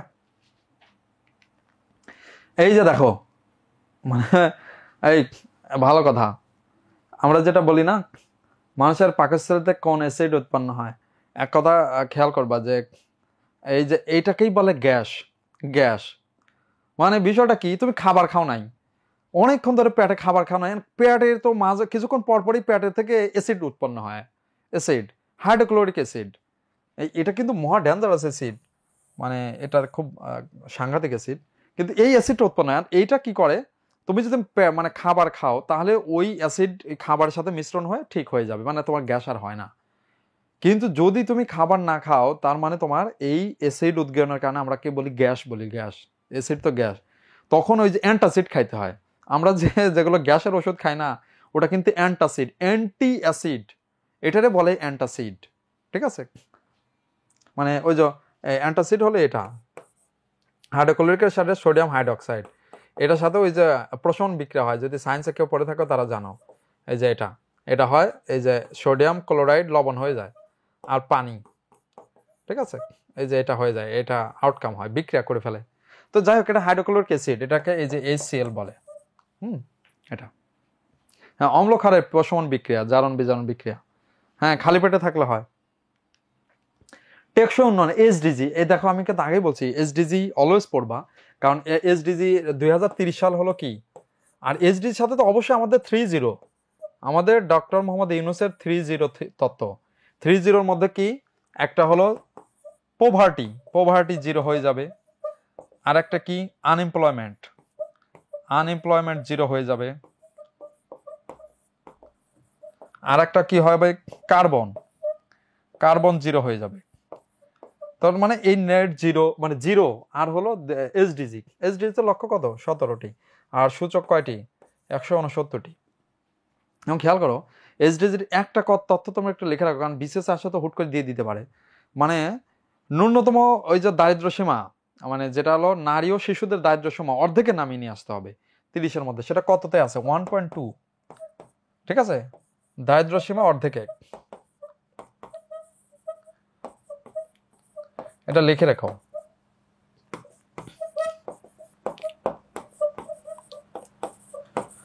কারণ SDGর যে কোনো মানে পয়েন্টও চলে যেতে পারে কোশ্চেন, বুঝতে পেরেছো? হ্যাঁ, বাংলাদেশের অবস্থান SDG র্যাঙ্কিং বর্তমানে 101, প্রত্যেক বছর এটা র্যাঙ্কিং হয়, মানে যা বাস্তবায়ন আমরা কিন্তু বোঝাই যাচ্ছে অনেক পিছিয়ে আছে SDG বাস্তবায়ন। ওকে, SDGটা একটু ইম্পর্টেন্ট, SDG ইম্পর্টেন্ট। রবীন্দ্রনাথ ঠাকুরকে বিশ্বকবি আখ্যা দিয়েছিলেন কে? বলো দেখি। কাজী নজরুল তো দেয় নাই, কাজী নজরুলের কথা আমরা জানি। এখানে কে? লালন ফকির তো বেঁচেই ছিল না, লালন ফকির দিবে কোন থেকে? হ্যাঁ, এই যে ব্রহ্মবান্ধব উপাধ্যায় এনে দিয়েছিলেন। আর কবিগুরু উপাধি দিয়েছিলেন মহাত্মা গান্ধী, আর মহাত্মা গান্ধীকে এই মহাত্মা উপাধি দিয়েছিলেন হলো রবীন্দ্রনাথ ঠাকুর। আচ্ছা, নির্দলীয় তত্ত্বাবধায়ক সরকার বিলুপ্ত হয় সংবিধানের কোন সংশোধনের মাধ্যমে? হ্যাঁ, এইটাই, এখন কিন্তু হিসাবটা আরো উল্টে যাবে। এই তত্ত্বাবধায়ক সরকার কিন্তু ফিরে আসছে। এই দেখো, এটা হলো নির্দলীয় তত্ত্বাবধায়ক সরকার বিলুপ্ত করে দিয়েছিল, ওই যে আপা ক্ষমতায় ছিল যে, এই পঞ্চদশ, এটা বিলুপ্ত করে দিয়েছিল। হ্যাঁ, এখন পঞ্চদশই তো বিলুপ্ত হয়ে গেছে, পঞ্চদশেরই ম্যাক্সিমাম বাতিল হয়ে গেছে। হ্যাঁ, একমাত্র পাহাড়ি দ্বীপ, এটা যে কতবার আসছে বাংলাদেশের প্রত্যেক ভার্সিটিতে, এই একটাই আসে, পাহাড়ি দ্বীপ মহেশখালী। বাংলাদেশের জাতীয় সংসদে কোরাম হয় কতজনে? কোরাম মানে উপস্থিতি, মানে বিষয়টা হলো ধরো তুমি ক্লাসে নিতে গেছো, ক্লাসে স্টুডেন্ট নাই, এত কম স্টুডেন্ট নিয়ে ক্লাস নেওয়া যায়? তো তখন এই সংসদে এরকম নিয়ম আছে যে কোনো প্রস্তাব হইতে গেলে কতজন মিনিমাম থাকতে হবে, এক কথা সংসদ চলতে গেলে 60 জন মিনিমাম উপস্থিত থাকতে হয়, এটা হলো কোরাম। তেমন তো সংসদে নাই, কিসের কোরাম? ওকে, এই যে আন্তর্জাতিক পার্টে নর্ডিক অঞ্চল থেকে দিয়েছে, ইউরোপ মহাদেশ নর্ডিক।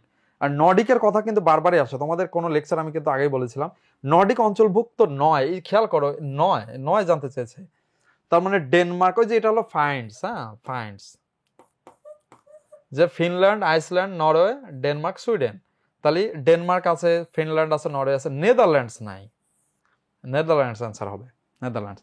আর এদের কথাই বারবার পরীক্ষা আসে, এটা কেন আসে তাও কিন্তু তোমাদের আমি অনলাইনে ক্লাসে বা এই বলেছিলাম যে এখানে যে সুযোগ সুবিধা দেওয়া হয় দুনিয়ার কোনো দেশে এরকম সুযোগ সুবিধা দেওয়া হয় না। কারণ হলো সাপোজ এই যে তোমার ফিনল্যান্ড, নরওয়ে, ডেনমার্কে যে কোনো দম্পতির যদি সন্তান জন্মগ্রহণ করে, আজকেও যদি জন্মগ্রহণ করে, সাথে সাথে রাষ্ট্র কর্তৃক ওই দম্পতিকে পুরস্কৃত করা হয়। এবং ধরো বাংলাদেশি টাকায় বর্তমানে নরওয়েতে প্রায় 70 লক্ষ টাকা দেওয়া হয়। এটা গেল প্রথমে। এরপর আসা যাক, 18 বছর পর্যন্ত সমস্ত ওই ছেলে বা মেয়ের সমস্ত খরচ কার? সরকারের। একদম জন্মের পরপরই ওই টাকা তাদের ওই যে অ্যাকাউন্ট করা হয়, অ্যাকাউন্টে ওই টাকা পাঠিয়ে দেওয়া হয়। 18 বছর পরে ধরো তুমি এখন চিন্তা করি এখন তো ওই কোচিং করতে হবে, ফোকাসে ভর্তি হয়ে যাবে, টাকা বাইক হই, তখন এই টাকা স্টুডেন্ট লোন দেয় রাষ্ট্র, আর লোনের টাকা পরিশোধ করবে যখন সে ইনকাম করবে তখন। এখন তুমি পড়াশোনা করে চাকরি পাচ্ছ না, তখন সরকার বেকার ভাতা দিবে। আর তারপর এরকম কোনো মেডিকেল ট্রিটমেন্টে কোনো টাকা দিতে হয় না, সম্পূর্ণ ফ্রি। কারণ হলো এখানে কি আছে? স্বাস্থ্য বীমা আছে। আর যখন সে অবসর নিবে চাকরি থেকে 62 ইয়ার্স বা এরকম হবে, তখন তাকে একটা ফ্ল্যাট উপহার দিবে, যে বাড়ি সে এখানে থাকবে। মানে বুঝতে পেরেছো কি অবস্থা? মানে এই জন্য এই রাষ্ট্রগুলোতে মানুষ প্রচুর যেতে চায়, কিন্তু তারা নাগরিকত্ব দিতে চায় না, এটা হলো বিষয়। তো যাই হোক, তাহলে এইটা হলো নর্ডিক কান্ট্রি। ওকে, জাতিসংঘের বর্তমান মহাসচিব কোন মহাদেশের? হ্যাঁ, ওনার বাড়ি তো পর্তুগালের অ্যান্তোনিও গুতেরেস, পর্তুগাল। তাহলে পর্তুগাল নিঃসন্দেহে ইউরোপ। কোন দেশের না জানতে চেয়ে কোন মহাদেশে জানতে চেয়েছে। ওকে, মানবাধিকার দিবস পালিত হয় কোন দিবস? দেখো, দিবস থেকে 3টা কোশ্চেন আসে, অনেক বেশি কোশ্চেন আসে। আর মানবাধিকার দিবস তো আমরা সবাই জানি, ওই যে ইউডিএইচআর একটা সাংঘাতিক আছে না, এই ডিক্লারেশন হয়েছিল কবে? 10 ডিসেম্বর 1948। তার মানে এটা 10 ডিসেম্বর। ওকে, রোহিঙ্গা নিধন বিরুদ্ধে আন্তর্জাতিক আদালতে মামলাকারী, এটা আমরা সবাই জানি, রোহিঙ্গাদের নিয়ে মামলা করছে গাম্বিয়া। তার মানে দেখো এইটা টপিকটা কোন দিকে গেল, এটা আইসিজে। এখন ধরো দক্ষিণ আফ্রিকা মামলা করেছে কার নামে? ইসরায়েলের নামে, সেটাও তো আসতে পারে। ওকে, এই আইসিজে যে আদালত সেখান থেকে এসেছে, বা এটা রোহিঙ্গা টপিক থেকে এসেছে। তো রোহিঙ্গা এই মুহূর্তে খুব বেশি আলোচিত না। তো খুব বেশি আলোচিত একটা সংগঠনের নাম বলি, ইউএসএইড, আমেরিকানদের, মানে ইউএসএইড, যেটা ওই যে ট্রাম্প যেটাতে টাকা আটকায় দিছে, ঠিক আছে? এই ইউএসএইড, এটা একটু ভালো করে পড়ে রাখবা।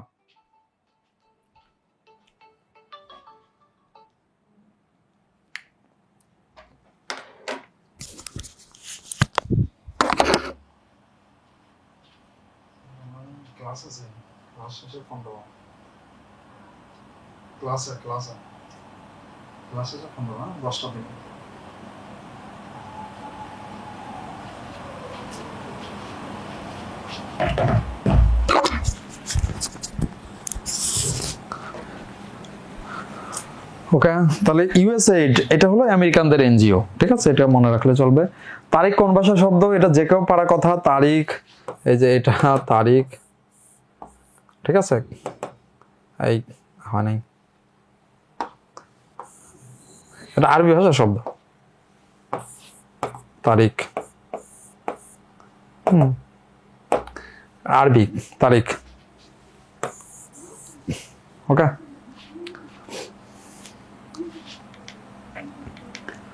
রয়টার্স কোন দেশের সংবাদ সংস্থা? রয়টার্স বিশ্বের বৃহত্তম সংবাদ সংস্থা, রয়টার্স। এটা হলো যুক্তরাজ্যের, হুবহু সিটে আছে, এটা দেখবা লেকচার নম্বর 7-এ আছে, লেকচার 7 নম্বর লেকচার এটা আছে। 76-এর মনান্তর নামক ভয়াবহ দুর্ভিক্ষ দেখা দিয়েছিল কত ইসাতে? তার মানে খেয়াল করো, এখানে 76-এর মনান্তর মানে 76 থাকতে হবে। আর ওই সময় কেন বাংলাদেশের মানুষ অলওয়েজ এই মনান্তরের হিসাব আসে বাংলা শোনে, তার মানে বাংলায় কত 76-এর মনান্তর, তার মানে ওই সময় ছিল হলো 1176। এটা কিন্তু একটু ঝামেলার আছে, অনেকে 1376 মেরে দিতে পারে। ওকে, 1176 হবে এটা। আরেকটা হয়েছিল 1950 সালে, 1950-এ, ওটা হলো 43-এর মনান্তর, 50-এর 1943 সালে, সরি, এটা হয়েছে 1943, তার মানে বাংলা হলো 1350 বঙ্গাব্দ এটা।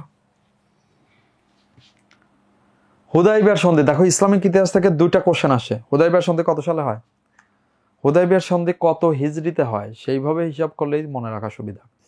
হুদাইবিয়ার হয় 6ষ্ঠ হিজরিতে, ষষ্ঠ হিজরি মানে হলো রাসূল সাল্লাল্লাহু আলাইহি ওয়াসাল্লাম হিজরত করেছেন 622 খ্রিস্টাব্দে, তার মানে হলো 628 সালে হুদাইবিয়ার সন্ধি হয়।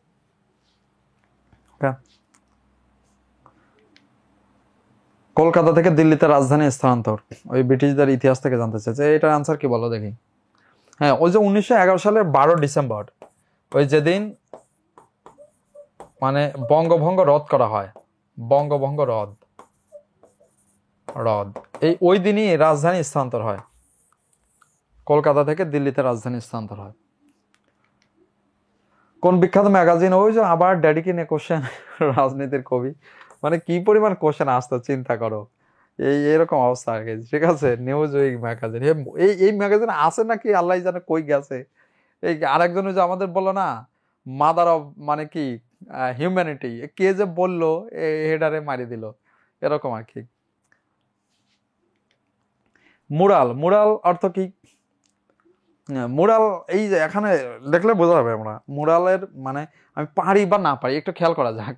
মুরাল আমরা কোনটারে বলি? দেয়াল চিত্ররে মুরাল বলি, দেয়াল চিত্র। এই জাতীয় কোশ্চেন জাহাঙ্গীরনগরে আসার জন্য বিখ্যাত, তবে এখানে চট্টগ্রামও দিছে।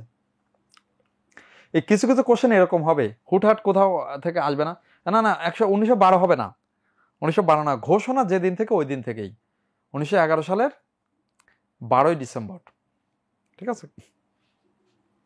ওকে, ব্রিক্স এর সদর দপ্তর কোথায়? এর কি কোনো সদর দপ্তর আছে? এই অনেকেই কিন্তু মেরে দিয়ে বসবে বেইজিং বা সাংহাই, বিশেষ করে হলো সাংহাই মারতে পারে, তার কারণ হলো সাংহাই না বেইজিং মারতে পারে, তার কারণ হলো যে ইশারে আছে, এই যে এনডিবি আছে, একটা ব্যাংক আছে সাংহাইয়ে, তার সদর দপ্তর, এটা ব্রিক্স ব্যাংকের সদর দপ্তর, কিন্তু ব্রিক্সের কোনো সদর দপ্তর নেই, কোটি নয়। তোমরা খেয়াল করো যে এখানে কিন্তু সংস্থা রিলেটেড কোশ্চেন আবারও বেশি এসেছে।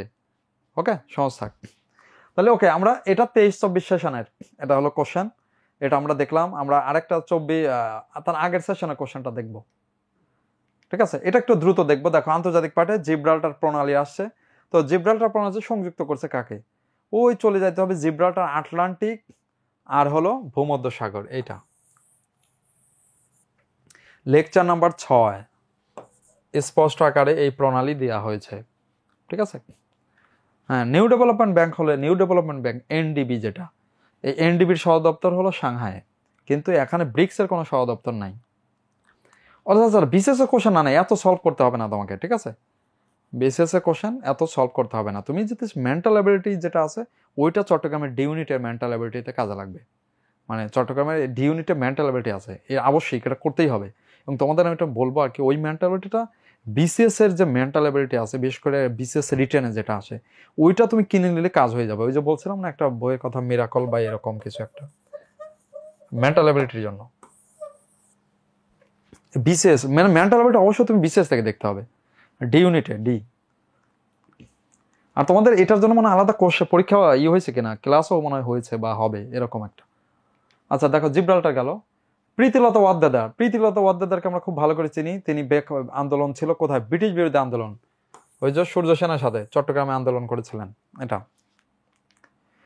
এই যে এর অদ্ভুত একটা মানে কোশ্চেন দিয়ে বসে, ঠিক আছে। দেখো, কোণার্ক সূর্য মন্দির, এটা তো এই কেউ জানবে না কি কোশ্চেন। হ্যাঁ, এটার অ্যান্সার এখন আমরা জানি, কিন্তু এরকম অদ্ভুত কোশ্চেন। তো তোমাদের একটা জিনিস আমি বলি, এই থিওরিটা অনেক জায়গায় কাজে লাগবে। যদি দেখো কিরে ভাই কি কোশ্চেন, এটা আসমান থেকে নাজিল হয়ে গেল, এই নাম গন্ধ কেউ জানে না, কোনো আইডিয়াই নাই এই বিষয়ে যে কি এটা। এটা মানে ধরো এই যে এই কোশ্চেন কিন্তু এরকম এর আগেও গত ইসে তো গেছে, এরকম দু একটা কোশ্চেন আছে, তাহলেই অত জানার দরকার নাই। ওটার অ্যান্সার ক, মানে অ্যান্সার প্রথমটা হয়, ম্যাক্সিমাম সময়ে কাজ হয়। মানে খুব বেশি কোশ্চেন, মানে একেবারে মাথা উল্টানো উল্টাপাল্টা কোশ্চেন যেটার কোনো আগা মাথা নাই, এইরকম কোশ্চেন হয় ক। কিন্তু আগে খেয়াল করে দেখবা ওই কোশ্চেনটা আসলে ওই লেভেলের কিনা, একেবারে উল্টাপাল্টা কোশ্চেন কিনা, মানে কোনো সিলেবাস নাই। এটা কোথায় বাংলাদেশের কোথাও আছে এটা? বাংলাদেশের কোনো মন্দির জানতে চাইলে তাও হইতো, ভারতের যেটা বিখ্যাত ওই যেটা কাশী মানে বেনারস সেটা জানতে চাইলে হইতো। কিন্তু কি দিছে উড়িষ্যার এক মন্দির, এরকম, তার মানে উড়িষ্যার সামনে আছে। সিডর, সিডর নামকরণ করে, এটা খুবই সহজ। সিডর অর্থ চোখ। বাংলাদেশে 15ই নভেম্বর, এটা এই ঘূর্ণিঝড়টা হয়েছিল 15ই নভেম্বর 2007 এটা। তো এইটা হলো শ্রীলঙ্কার শব্দ, সিডর মানে চোখ। ওকে, হ্যাঁ, এরপর দেখো আমাদের জাতীয় কবি কাজী নজরুল ইসলাম কত সালে ব্রিটিশ সরকার রাজদ্রোহিতার অপরাধে কারাবন্দী করে? এই যে এটার আনসার দাও। জাতীয় কবি কাজী নজরুল ইসলামকে মানে তাকে কারাবরণ করে, এখানে তো কয়েকটা সাল এমনি বাদ।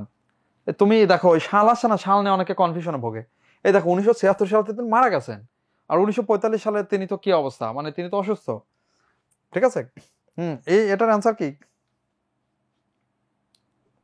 হ্যাঁ, এই যে এটা এটা হলো, খেয়াল করো 1922 তার যেটা ওই যে নিষিদ্ধ হয়, ঠিক আছে, আনন্দময়ের আগমনে। আচ্ছা আচ্ছা আচ্ছা, এখানে একটা ঘটনা আছে, এটা দেখে নেই। কারণ হলো যে তার আরেকটা ইয়ে ছিল, আনন্দময়ের আগমন তো 26 সালে। খারাপ, এইটাতে প্রবলেম হতে পারে। 26 আনন্দময়ের আগমনে ছিল 26, আর এটা হলো 22। হ্যাঁ, অ্যান্সার 22ই। অগ্নিবীণার, অগ্নিবীণার কাব্য যেটা আছে, একটা হলো প্রলয় উল্লাস, মানে অগ্নিবীণা হলো 22 সালে, আর আনন্দময়ের আগমন হলো 26 সালে। তো এটা আনসার 1922। ওকে, আচ্ছা। এরপরে হযরত মুহাম্মদ সাল্লাল্লাহু আলাইহি ওয়াসাল্লাম, দেখো আবারও মানে থেকে এসেছে, মানে যেটা হলো আমাদের মানে ইসলামের ইতিহাস, রাসূল সাল্লাল্লাহু আলাইহি ওয়াসাল্লাম থেকে কোশ্চেন এসেছে। তো রাসূল সাল্লাল্লাহু আলাইহি ওয়াসাল্লাম কত খ্রিস্টাব্দে মদিনায় হিজরত করেন? তো এটা তো আমরা সবাই জানি যে যে কোনো, মানে এটা দেখো এখানে যে সালগুলো আছে, এটা খুবই মানে কি, মানে একদম বলা চলে কি, মানে মুসলিমদের ইতিহাসের সাথে সবচেয়ে। দেখো রাসূল সাল্লাল্লাহু আলাইহি ওয়াসাল্লাম 570 খ্রিস্টাব্দে জন্মগ্রহণ করেছিলেন, এবং 610 খ্রিস্টাব্দে রাসূল সাল্লাল্লাহু আলাইহি ওয়াসাল্লাম নবুয়ত প্রাপ্তি পেয়েছিলেন, এবং 622 খ্রিস্টাব্দে রাসূল সাল্লাল্লাহু আলাইহি ওয়াসাল্লাম মদিনায় হিজরত করেছিলেন। ঠিক আছে, এই সালগুলো মানে সব সব সালই খুবই ইম্পর্টেন্ট। তো এটা হলো 622 খ্রিস্টাব্দে হলো হিজরতের সাল। বাংলাদেশ ইন্টারন্যাশনাল ক্রিকেট কাউন্সিলের সদস্যপদ লাভ করে কবে? মানে আমরা আইসিসির সহযোগী সদস্য হই, আইসিসি। হ্যাঁ, এটা অনেক আগে। ঠিক আছে, 1997 সালে ওয়ান ডে স্ট্যাটাস পাই, ওয়ান ডে স্ট্যাটাস। ওকে, আর 2007 তো হবেই না, এটা তো এমনি বাদ। এই সালগুলো একটু খেয়াল করো, আমি তোমাদের সবসময় বলবো সাল অধিকাংশ সময় মুখস্থ থাকে না, এটা একটু অ্যানালাইসিস করে অ্যান্সার দিতে হয়। অধিকাংশ সময় সাল তোমার মুখস্থ থাকবে না। সাল আর ওই যে ম্যাপ, এই যে ভূগোল যেগুলো, এগুলো সাধারণত মুখস্থ থাকে না, এগুলো একটু অ্যানালাইসিস করে দিতে হয়। ঠিক আছে, না এটা 1977 হবে, 77। তার মানে তুমি 97 বাদ, 97 বাদ, 2007 বাদ, এই 87 আর 77-এর মধ্যে অ্যান্সার 77। 77। কিলিমানজারো আগ্নেয়গিরি কোথায়? কিলিমানজারো, এই কিলিমানজারো কোন মহাদেশের? এ তো খুবই সহজ, আফ্রিকা মহাদেশের। তো এখানে আফ্রিকা কই? আফ্রিকা তো একটাই আছে, তানজানিয়া। ওকে, তাহলে কিলিমানজারো, মাউন্ট কিলিমানজারো হলো আফ্রিকার সবচেয়ে উচ্চতম জায়গা। এটা আমরা সবাই জানি। কিলিমানজারো একটা বিখ্যাত পর্বত, আর এই পর্বতটা আগ্নেয়গিরি পর্বত, অগ্নি উৎপদ হয়ে এই পর্বত হয়েছে। এটা বিখ্যাত পর্বত, তানজানিয়া মানে আফ্রিকা মহাদেশে। এইবার দেখো আবার অঙ্ক একটা এসেছে, এই অঙ্কর দিকে তাকাও, কি অঙ্ক এটা? ঠিক আছে, এই একটু খেয়াল করলে বুঝতে পারবা। দেখো 12, তারপরে 13, 12 আর 13 মিলে হয়েছে 25, 25 আর 13 মিলে হয়েছে 38। তার মানে 38 আর 25 মিলে কিছু একটা হবে। 38 আর 25 মিলে হয় 63, 63 আর 38 মিলে হয় 101।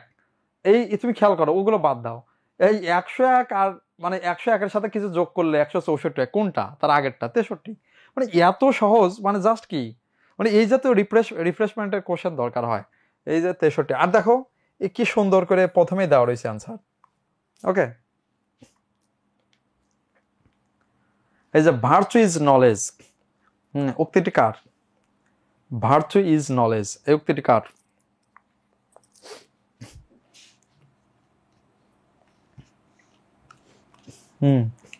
ওই যে দুইটা উক্তি, মানে একটা হলো know thy self, know thy self, আর ভার্চু ইজ নলেজ। ঠিক আছে, এই দুটাই হলো সক্রেটিসের উক্তি। সক্রেটিস, ওকে, এটা সক্রেটিসের উক্তি। কিন্তু সক্রেটিস কিন্তু জীবনে এক অক্ষর লিখে যায় নাই। সক্রেটিসের কথা লিখছে তার মানে শিষ্য প্লেটো, তার বিখ্যাত গ্রন্থ যেটা রিপাবলিক, প্লেটো রিপাবলিক গ্রন্থে এই কথা উল্লেখ আছে। তার মানে এটা উক্তি হলো সক্রেটিসের, কিন্তু এগুলো লিখছে প্লেটো, কিন্তু প্লেটো অ্যান্সার হবে না, অ্যান্সার সক্রেটিস হবে। রাখাইন সম্প্রদায় প্রধানত কোন জেলা? এই খেয়াল করো, রাখাইন মানে এই যে কোশ্চেন যেটা আসছে, এই কোশ্চেনটা মূলত একটু কনফিউজিং কোশ্চেন, কিন্তু ভাগ্য ভালো অপশনে ওই কুয়াকাটার নাম নাই। পটুয়াখালী প্রধানত কোন জেলায় বাস করে, মানে বেশি থাকে কোথায়, বেশি। এখন দেখো এখানে যদি ইসার নাম থাকতো পটুয়াখালী, তাহলে কিন্তু বিপদ হয়ে যেত। পটুয়াখালীর নাম নাই, কারণ পটুয়াখালীতে থাকে 20% আর কক্সবাজার থাকে 80%। এই জন্য অ্যান্সার কক্সবাজার, আর পটুয়াখালীর নামই তো নাই। তাহলে মানে এটা উপজাতি থেকে আসে। উপজাতি পার্ট চট্টগ্রামে আগে মোটামুটি আসতো, এখন কম আসে। তারপরে বলা যায় না, উপজাতি পার্টটা একটু দেখো, লেকচার নাম্বার আমাদের 2 আছে উপজাতি। ব্রহ্ম ধর্মাবলম্বী নন কি? এই যে অদ্ভুত অদ্ভুত কোশ্চেন, মানে কিছু কিছু কোশ্চেন আছে খুব অদ্ভুত, মানে এই কোশ্চেনটা আসলে পারা মানে একদমই কঠিন। এই কে যে কোশ্চেনটা করছে আল্লাহ জানে। ঠিক আছে, তবে মানে এইটা থেকে মানে ধরো ব্রহ্ম ধর্মাবলম্বী, ব্রহ্ম ওই যে রাজা রামমোহন রায় যেটা সংস্কার করছিল আর কি। তো ব্রহ্ম ধর্মাবলম্বী তো বিখ্যাত, আমরা সবাই জানি যে রবীন্দ্রনাথ ঠাকুরের পরিবাররা এরা ব্রহ্ম ধর্মাবলম্বী ছিল। তো মানে রবীন্দ্রনাথ ঠাকুরের এই যে যেটা হলো দাদা প্রিন্স দ্বারকানাথ ঠাকুর, এ তো কি ছিল, এ ব্রহ্ম। ঠিক আছে, তো এখানে মানে ব্রহ্ম নয় হলো সে যতীন্দ্র মোহন সেনগুপ্ত। ঠিক আছে, এটা কিন্তু এটা এই কোশ্চেন আমি বলবো না, এটা কোশ্চেন তুমি অ্যান্সার সহজে করতে পারবা। আর এটা কি এক কোশ্চেন, এটা তো এটার সবচেয়ে বেস্ট এক্সাম্পল, এটা কতে রাখা উচিত ছিল, এই কতে কেন রাখা নাই, কোন পাগলে কোশ্চেন করছে এই কাহিনী। মানে এটা একটা অদ্ভুত কোশ্চেন, মানে আউট অফ সিলেবাস এরকম কোশ্চেন একটা, কে কোন ধর্ম পালন করতেছে না করতেছে এটা দিয়ে বুঝে দিয়ে দিছে। ভাষা আন্দোলনের নেতা ছিলেন কে? হ্যাঁ, এই যে এবার দেখো কোশ্চেন যেটা হোক, এই নুরুল আমিন তো নেতা ছিল না, এগুলো তো আরো মারছে। খাজা নাজিমুদ্দিন একই কাহিনী। মৌলানা মোহাম্মদ আকরাম খান তো তখন ছিলেন, মানে তিনি রাজনীতিবিদ ছিলেন। এই যে হাবিবুর রহমান শেলী, যিনি পরবর্তীতে কি হন, বাংলাদেশের প্রধান বিচারপতি হন, এবং প্রধান তিনি কিন্তু বাংলাদেশের ওই যে কেয়ারটেকার গভর্নমেন্টের প্রধান ছিলেন 1991 সালে। হ্যাঁ, ব্রহ্ম অর্থ কি ব্রাহ্মণ? না না না না, আমরা যে মানে খেয়াল করো, হিন্দু ধর্মের মধ্যে একটা বিখ্যাত সংস্কার করেছিলেন রাজা রামমোহন রায়। হিন্দু ধর্মে বহু ঈশ্বরবাদে বিশ্বাসী। তো রাজা রামমোহন রায় বলে না না, এইসব ভুলভাল কথাবার্তা, বহু ঈশ্বরবাদ বলে কোনো কথা নেই, এক ঈশ্বরবাদ মানে করতে হবে, এক ঈশ্বর। এই এক ঈশ্বর, এটা হলো এই ধর্ম যারা করবে হিন্দু ধর্ম থেকে, তারা একটু আলাদা, তাহলে ব্রহ্ম, এটারে বলা ব্রহ্ম। ঠিক আছে,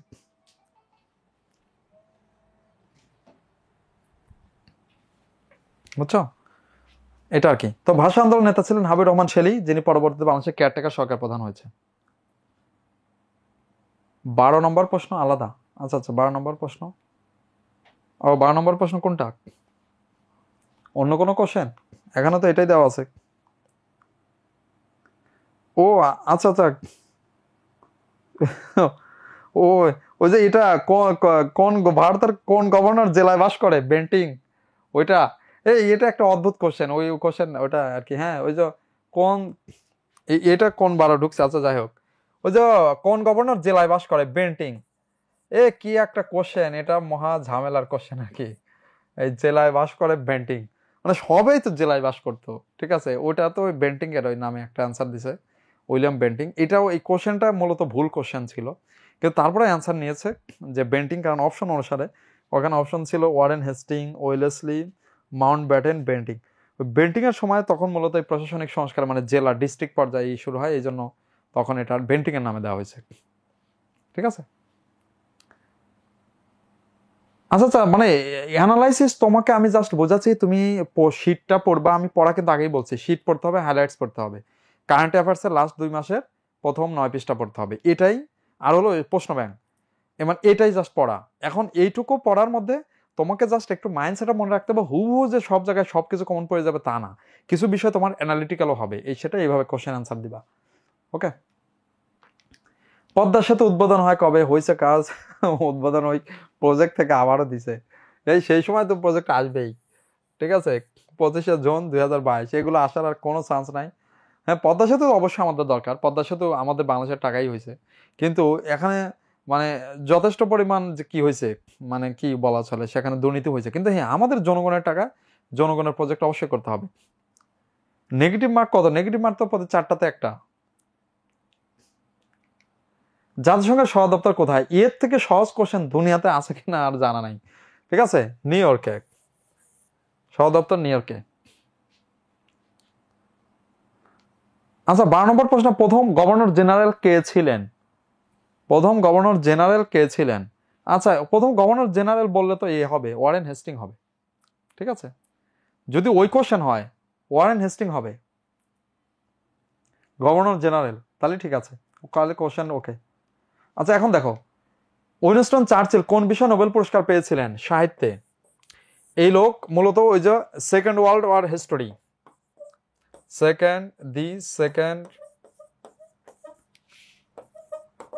ওয়ার্ল্ড ওয়ার হিস্টোরি, এই একটা মাত্র বই লেখছে, তাও মারামারির বই। অদ্ভুত বিষয়, মারামারি বই লেখে সে বিখ্যাত হয়ে সাহিত্য নোবেল পুরস্কার পেয়ে গেছে। মানে নোবেল পুরস্কার, এটা নিয়ে ব্যাপক সমালোচনা হয়েছে পরবর্তীতে, যে কিরে ভাই, দুনিয়াতে কত কবি সাহিত্যিক মূলত বই লিখতেছে, তাদের কোনো খোঁজ নাই। একজন লোক মারামারি নিয়ে বই লিখছে, আর সে নিজেই মারামারির অন্যতম হোতা ছিল, তো সে কি পেয়ে গেছে?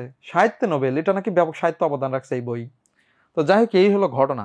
হ্যাঁ, এটা 1953 সালের ঘটনা। 1953 নোবেল পুরস্কার 1953 সালে পাইছে। মানে ওই সময় নোবেল পুরস্কার দিছিল কয়েকজন, পরের বছর নোবেল দিছে সাহিত্য ইডারে, কি কয়, ওই যে আর্নেস্ট হেমিংওয়েকে।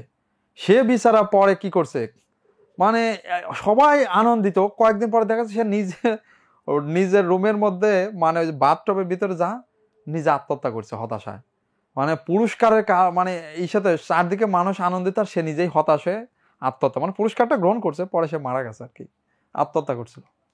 এরপরে বগুড়া প্রাচীন কোন জনপদ? এটা আমরা সবাই জানি, বগুড়া পুন্ড্র। এই দেখো, এই বগুড়া কিন্তু বরেন্দ্র তো ছিল, এই খেয়াল করো, এখানে কিন্তু একটা ঝামেলা আছে। হ্যাঁ, আমরা শেষ করবো আর কি, দ্রুত আগাচ্ছি। এই পুন্ড্র থাকলে বরেন্দ্র অ্যান্সার হবে না, কিন্তু যদি পুন্ড্র না থাকতো তাহলে কিন্তু অ্যান্সার বরেন্দ্র হয়ে যেত। ঠিক আছে?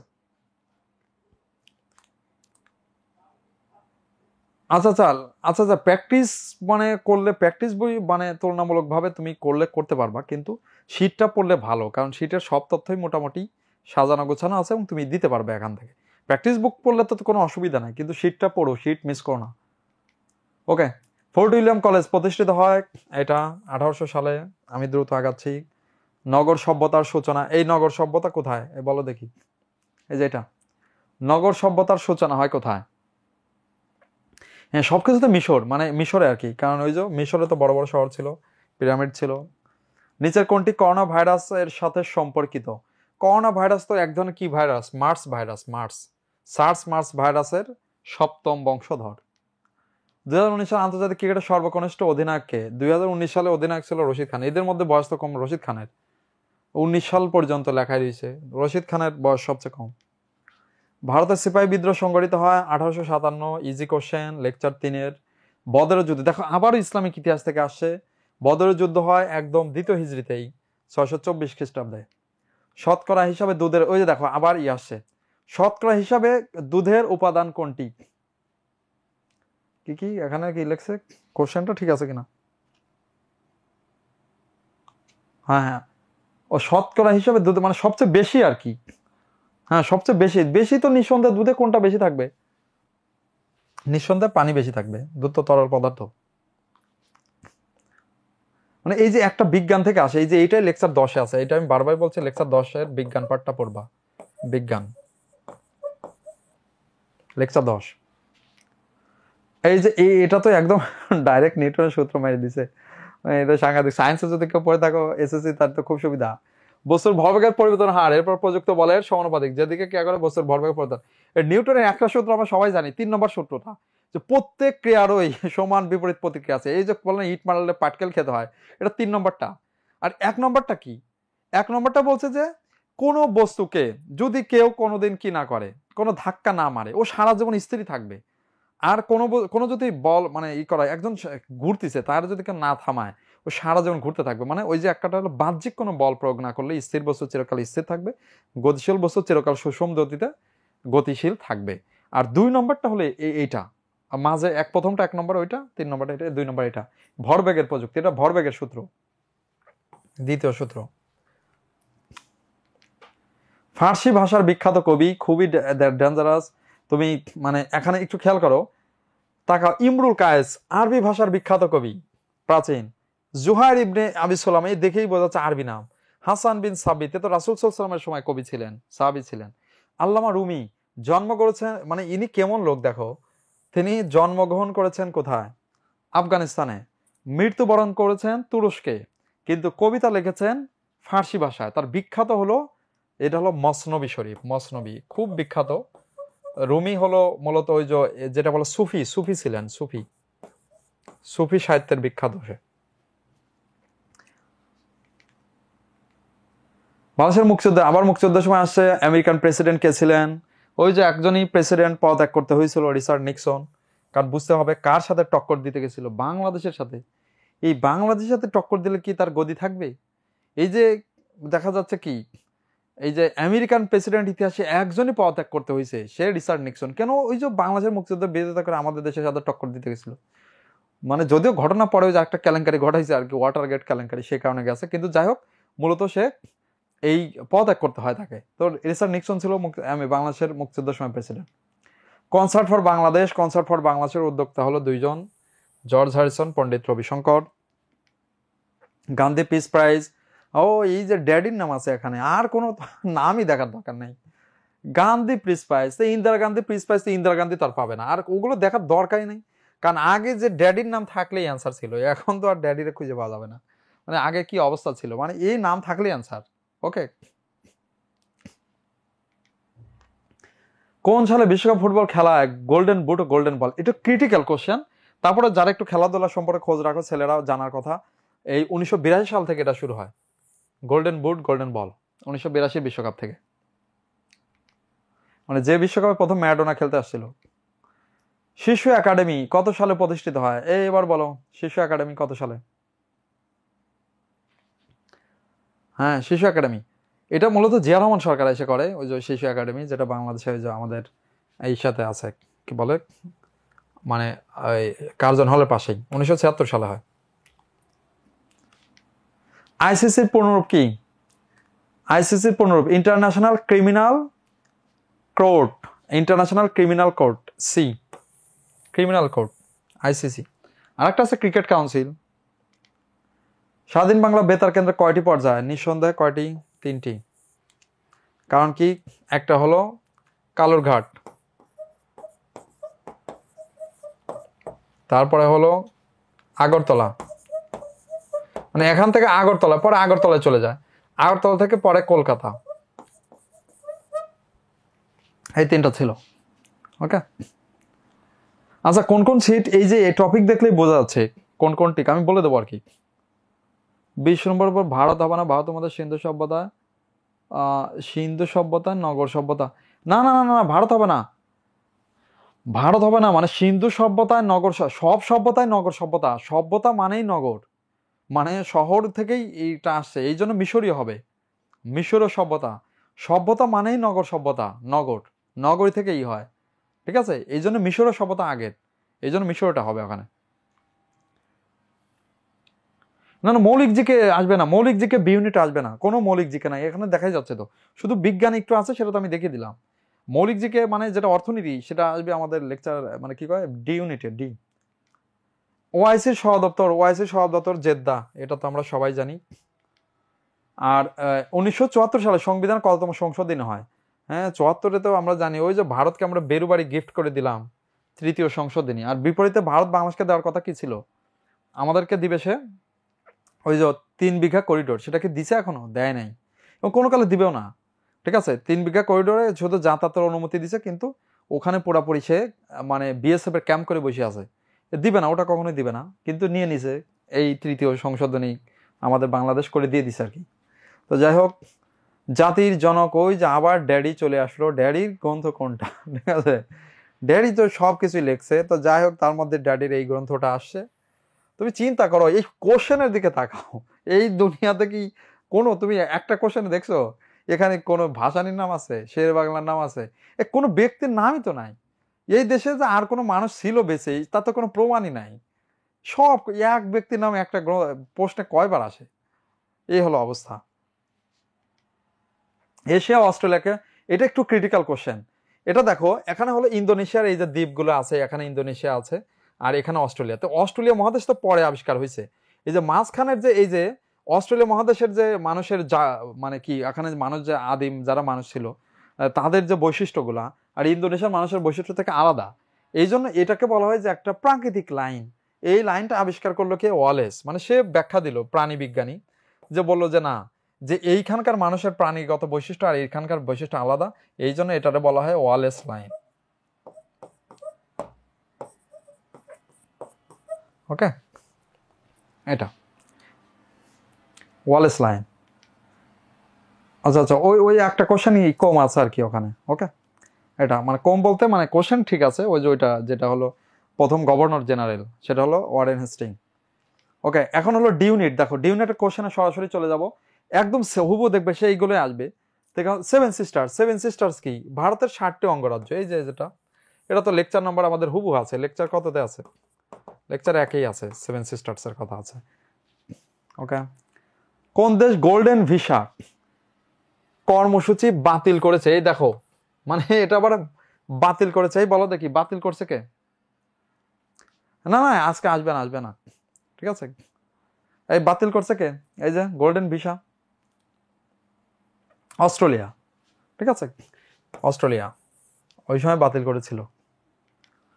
বাংলাদেশের প্রথম রেডি ক্যাশ চালু করা কে? রেডি ক্যাশ, এই দেখা যায় প্রথম চালু করা, ক্যাশ চালু করছে। এই অনেককে চালু করছে, কিন্তু এটার নাম দিয়ে বসে আছে রেডি ক্যাশ।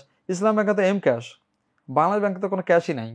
ঠিক আছে, এই জনতা ব্যাংক রেডি ক্যাশ চালু করছে। কোনটি ডেটাবেস প্রোগ্রাম নয়? এইবার খেয়াল করো, ডিউনিটের কোশ্চেনের দিকে একটু খেয়াল করো। আইসিটি রিলেটেড কিছু কোশ্চেন আসতেছে। আইসিটি ডেটাবেস প্রোগ্রাম নয়। ডেটাবেস মানে এই খেয়াল করো, আমরা database, Oracle database, FoxPro database, Microsoft Access, অত সব বাদ দাও। পাওয়ার পয়েন্ট দিয়ে কি কোনো ডেটাবেসে কাজ হয়?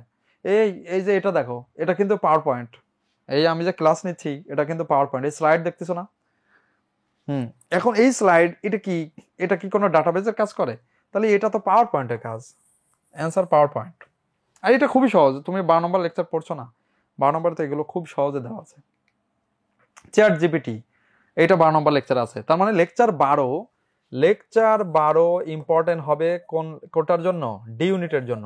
ডি ইউনিট লেকচার 12 ইম্পর্টেন্ট হবে। ওকে, আচ্ছা, আর ইসের জন্য আমি বলে দিই, লেকচার বি মানে বি ইউনিটের জন্য, যেটা বি ইউনিটের জন্য 1 নম্বর লেকচার দেখতে পাচ্ছ, 1 নম্বর থেকে অনেকগুলো কোশ্চেন আসছে। ঠিক আছে, 2 ইম্পর্টেন্ট আমি বলতাম, কিন্তু ইম্পর্টেন্ট হলে এবার তো উন্নয়ন টুন্নয়ন থেকে আসবে না, এই জন্য 2 ইম্পর্টেন্ট বলা যাচ্ছে না।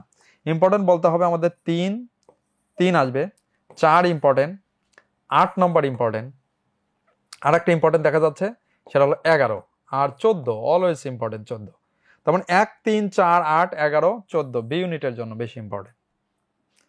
দেখো, চ্যাট জিপিটির নির্মাতা প্রতিষ্ঠান open AI, open artificial intelligence. চীনের ওয়ার্ল্ড বেল্ট উদ্যোগ কি? এশিয়া আফ্রিকার সংযোগ একটি বিশাল অবকাঠামো। এই উদ্যোগের নাম কি? খুবই সহজ, এত বিশাল বড় কোশ্চেন করছে যেটার অ্যান্সার একদমই সহজ। এটা লেকচার 7-এ আছে, লেকচার 7-এ সিল্ক রোডের কথা বলা আছে, লেকচার 9-এও আছে এটা। বাংলাদেশের ই গভর্নমেন্ট সার্ভিস নাগরিককে অনলাইনে বিভিন্ন সরকারি পরিষেবা প্রবেশাধিকার দেয়। মানে কোন ই গভর্নমেন্ট সার্ভিস? হ্যাঁ, এখানে বলো দেখি, কোন ই গভর্নমেন্ট সার্ভিস বিভিন্ন সরকারি পরিষেবায় প্রবেশাধিকার দেয়? বলো দেখি কোনটা সরকারি, সরকারি কোনটা দেয়?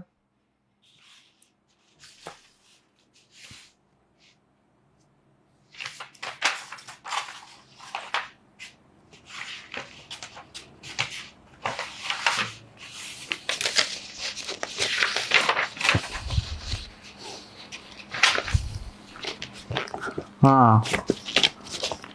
ইটি, আচ্ছা আচ্ছা, মানে এখন খেয়াল করো, মানে এটা তো সব মানে সবই, মানে এখানে খেয়াল করো তুমি যে মানে পাসপোর্ট নিয়ে আমরা দেশের বাইরে যাইতে পারি, টিন দিয়ে কি করতে পারি, মানে আমরা মানে যে ট্যাক্স দেওয়া, আর ভিসা তো মানে এটা আমার প্রবেশাধিকার অনুমতি লাগবে অন্য দেশে যাইতে গেলে, মানে এখানে সবগুলোই হবে, সবগুলোই। তবে তুলনামূলকভাবে যদি একটা এখানে অ্যান্সার সবগুলোই, কিন্তু মানে সবগুলো আছে দেখে অ্যান্সার সবগুলো হবে, যদি সবগুলো না থাকতো নিঃসন্দেহে তোমাকে এই যে টিন দেয়া অ্যান্সার দিতে হইতো এটা, কিন্তু এটার অ্যান্সার সবগুলো হবে এইটা, কারণ এখানে সবগুলো দেওয়া আছে। মুক্তিযুদ্ধের সময় মুজিবনগর কোন সেক্টরে?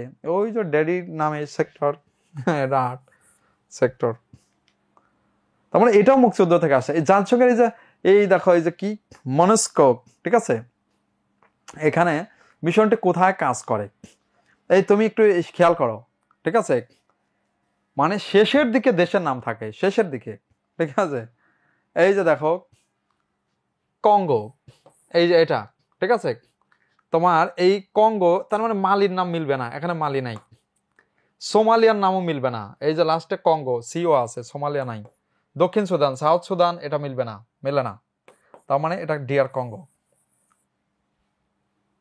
কিন্তু একটু কঠিন কোশ্চেন এটা, অ্যানালিটিক্যাল।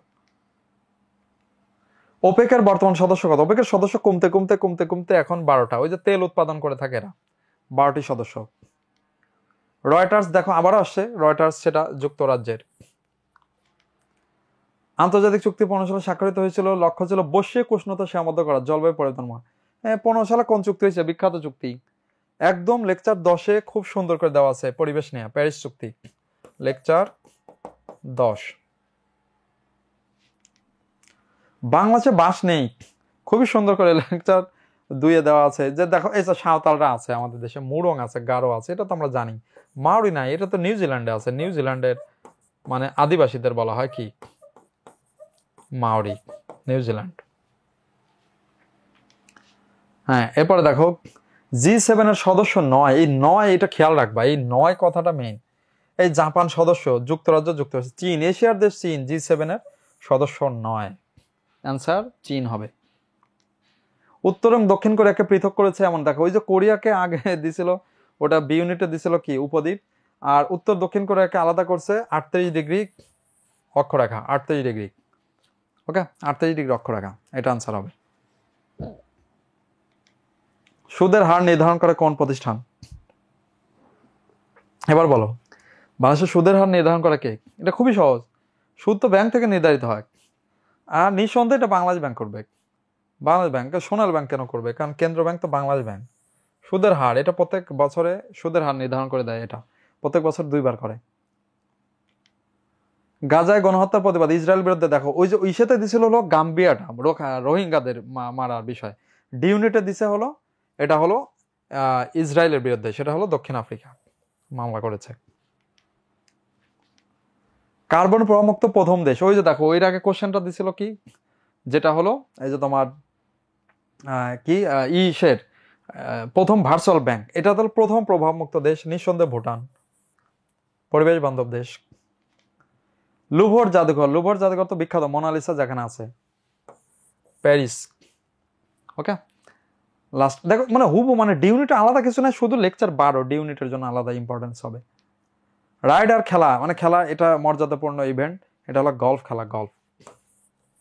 তোমার দেখো ডি ইউনিটের জন্য তোমার ইম্পর্টেন্ট তোমার ওই 1, এটার সাথে তোমার এটা ইতিহাস একটু কম আসছে, এটা 4, এরপরে 8, 11, এর সাথে 12, তারপরে 14, এটা ডি ইউনিট।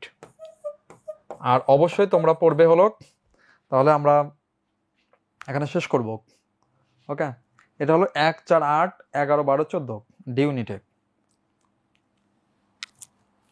না শিফট একটা হবে না, শিফট একাধিক হয়, কিন্তু কোশ্চেন একই স্টাইল হবে, মানে একই রকম, এই যে এটা। তো খেয়াল করো, তাহলে আমরা আজকে এখানেই শেষ করছি। তোমাদের কাজ হলো, আমরা যতটুকু আজকে বললাম যে তোমরা যা পড়েছো এনাফ পড়েছো, মানে সিলেবাস অলরেডি কভার করেছো, কারণ ঢাকা ইউনিভার্সিটির সিলেবাসই চট্টগ্রাম ইউনিভার্সিটির সিলেবাস, এই শিট থেকেই কোশ্চেন আসবে, এই হাইলাইটস থেকে আসবে। কিন্তু তোমার একটা হলো মানে কথা থাকলে এখনই কোশ্চেন করো, এখনই কোশ্চেন করা, এখানে শেষ হবে, ভয়েস কোশ্চেন না হবে না। তো খেয়াল করো, তোমাদের কাজ হলো এটা রিভিশন দেওয়া এবং কোশ্চেন ব্যাংকটা একটু দেখা, ঠিক আছে? না কঠিন প্রশ্ন হবে না, তুমি মাথাটা একটু ঠান্ডা রাখবা, তাহলেই হবে, ঠিক আছে? কিন্তু কঠিন কোশ্চেন হবে না, তুমি চেষ্টা করো নর্মালভাবে কোশ্চেন অ্যান্সার দেওয়ার, এবং ওই যে কিছু ক্রিটিক্যাল থাকবে ওইটা একটু মাথা খাটাবা, ঠিক আছে? এবং তোমাদের বললাম যে ফেব্রুয়ারি এবং জানুয়ারি মাসে কারেন্ট অ্যাফেয়ার্সের 1 থেকে 9 পৃষ্ঠা পড়বা। তার মানে খেয়াল কর তাহলে কি, লেকচার শিট এবং প্রশ্ন ব্যাংক এবং হাইলাইট সাম্প্রতিক এবং ফেব্রুয়ারি এবং জানুয়ারির কারেন্ট অ্যাফেয়ার্সের 1 থেকে 9 পৃষ্ঠা, হ্যাঁ এটুকু পড়লেই চলবে। এবার আসো ডি ইউনিটের জন্য, যেহেতু মেন্টাল অ্যাবিলিটি আছে, আমি ভেরি সাজেস্ট করবো তোমরা মেন্টাল অ্যাবিলিটির জন্য একটা বই পড়বা। মানে বইয়ের সবগুলো না, যেগুলো তুমি দেখবে মেন্টাল অ্যাবিলিটির যে প্যাটার্নগুলো, বেশ করে যে অ্যানালজি টাইপের কোশ্চেন আসে, এগুলো তুমি ওই যে মিরাকল বা যে কোনো বিসিএস এর যেটা কোশ্চেন, ওই এরকম একটা কিনে নিবা। বিসিএস এর কোশ্চেন না তো, মানে ওই প্রশ্ন, মানে আর কি বই, ওটা পড়লে হয়ে যাবে, মেন্টাল অ্যাবিলিটির কাজ ওখান থেকে হয়ে যাবে।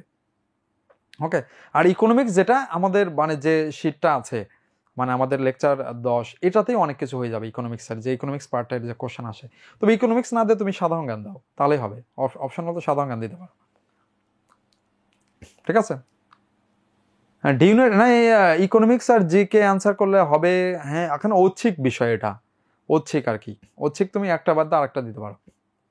না এগুলো বেশি ইম্পর্টেন্ট, আমি যেগুলো বললাম সেটা। আচ্ছা পা ভেঙে গেছে, হ্যাঁ আচ্ছা অবশ্যই তোমার জন্য দোয়া, সবাই এই যে আকরামের জন্য দোয়া করবে, পা ভেঙে গেছে। ওকে, আচ্ছা অপশন কনফিউশন তো লাগবেই, তুমি একটু আগে থেকে প্র্যাকটিস করো, ঠিক আছে? না সবগুলোই পড়বে, শুধু দাগানোগুলো কেন পড়বে?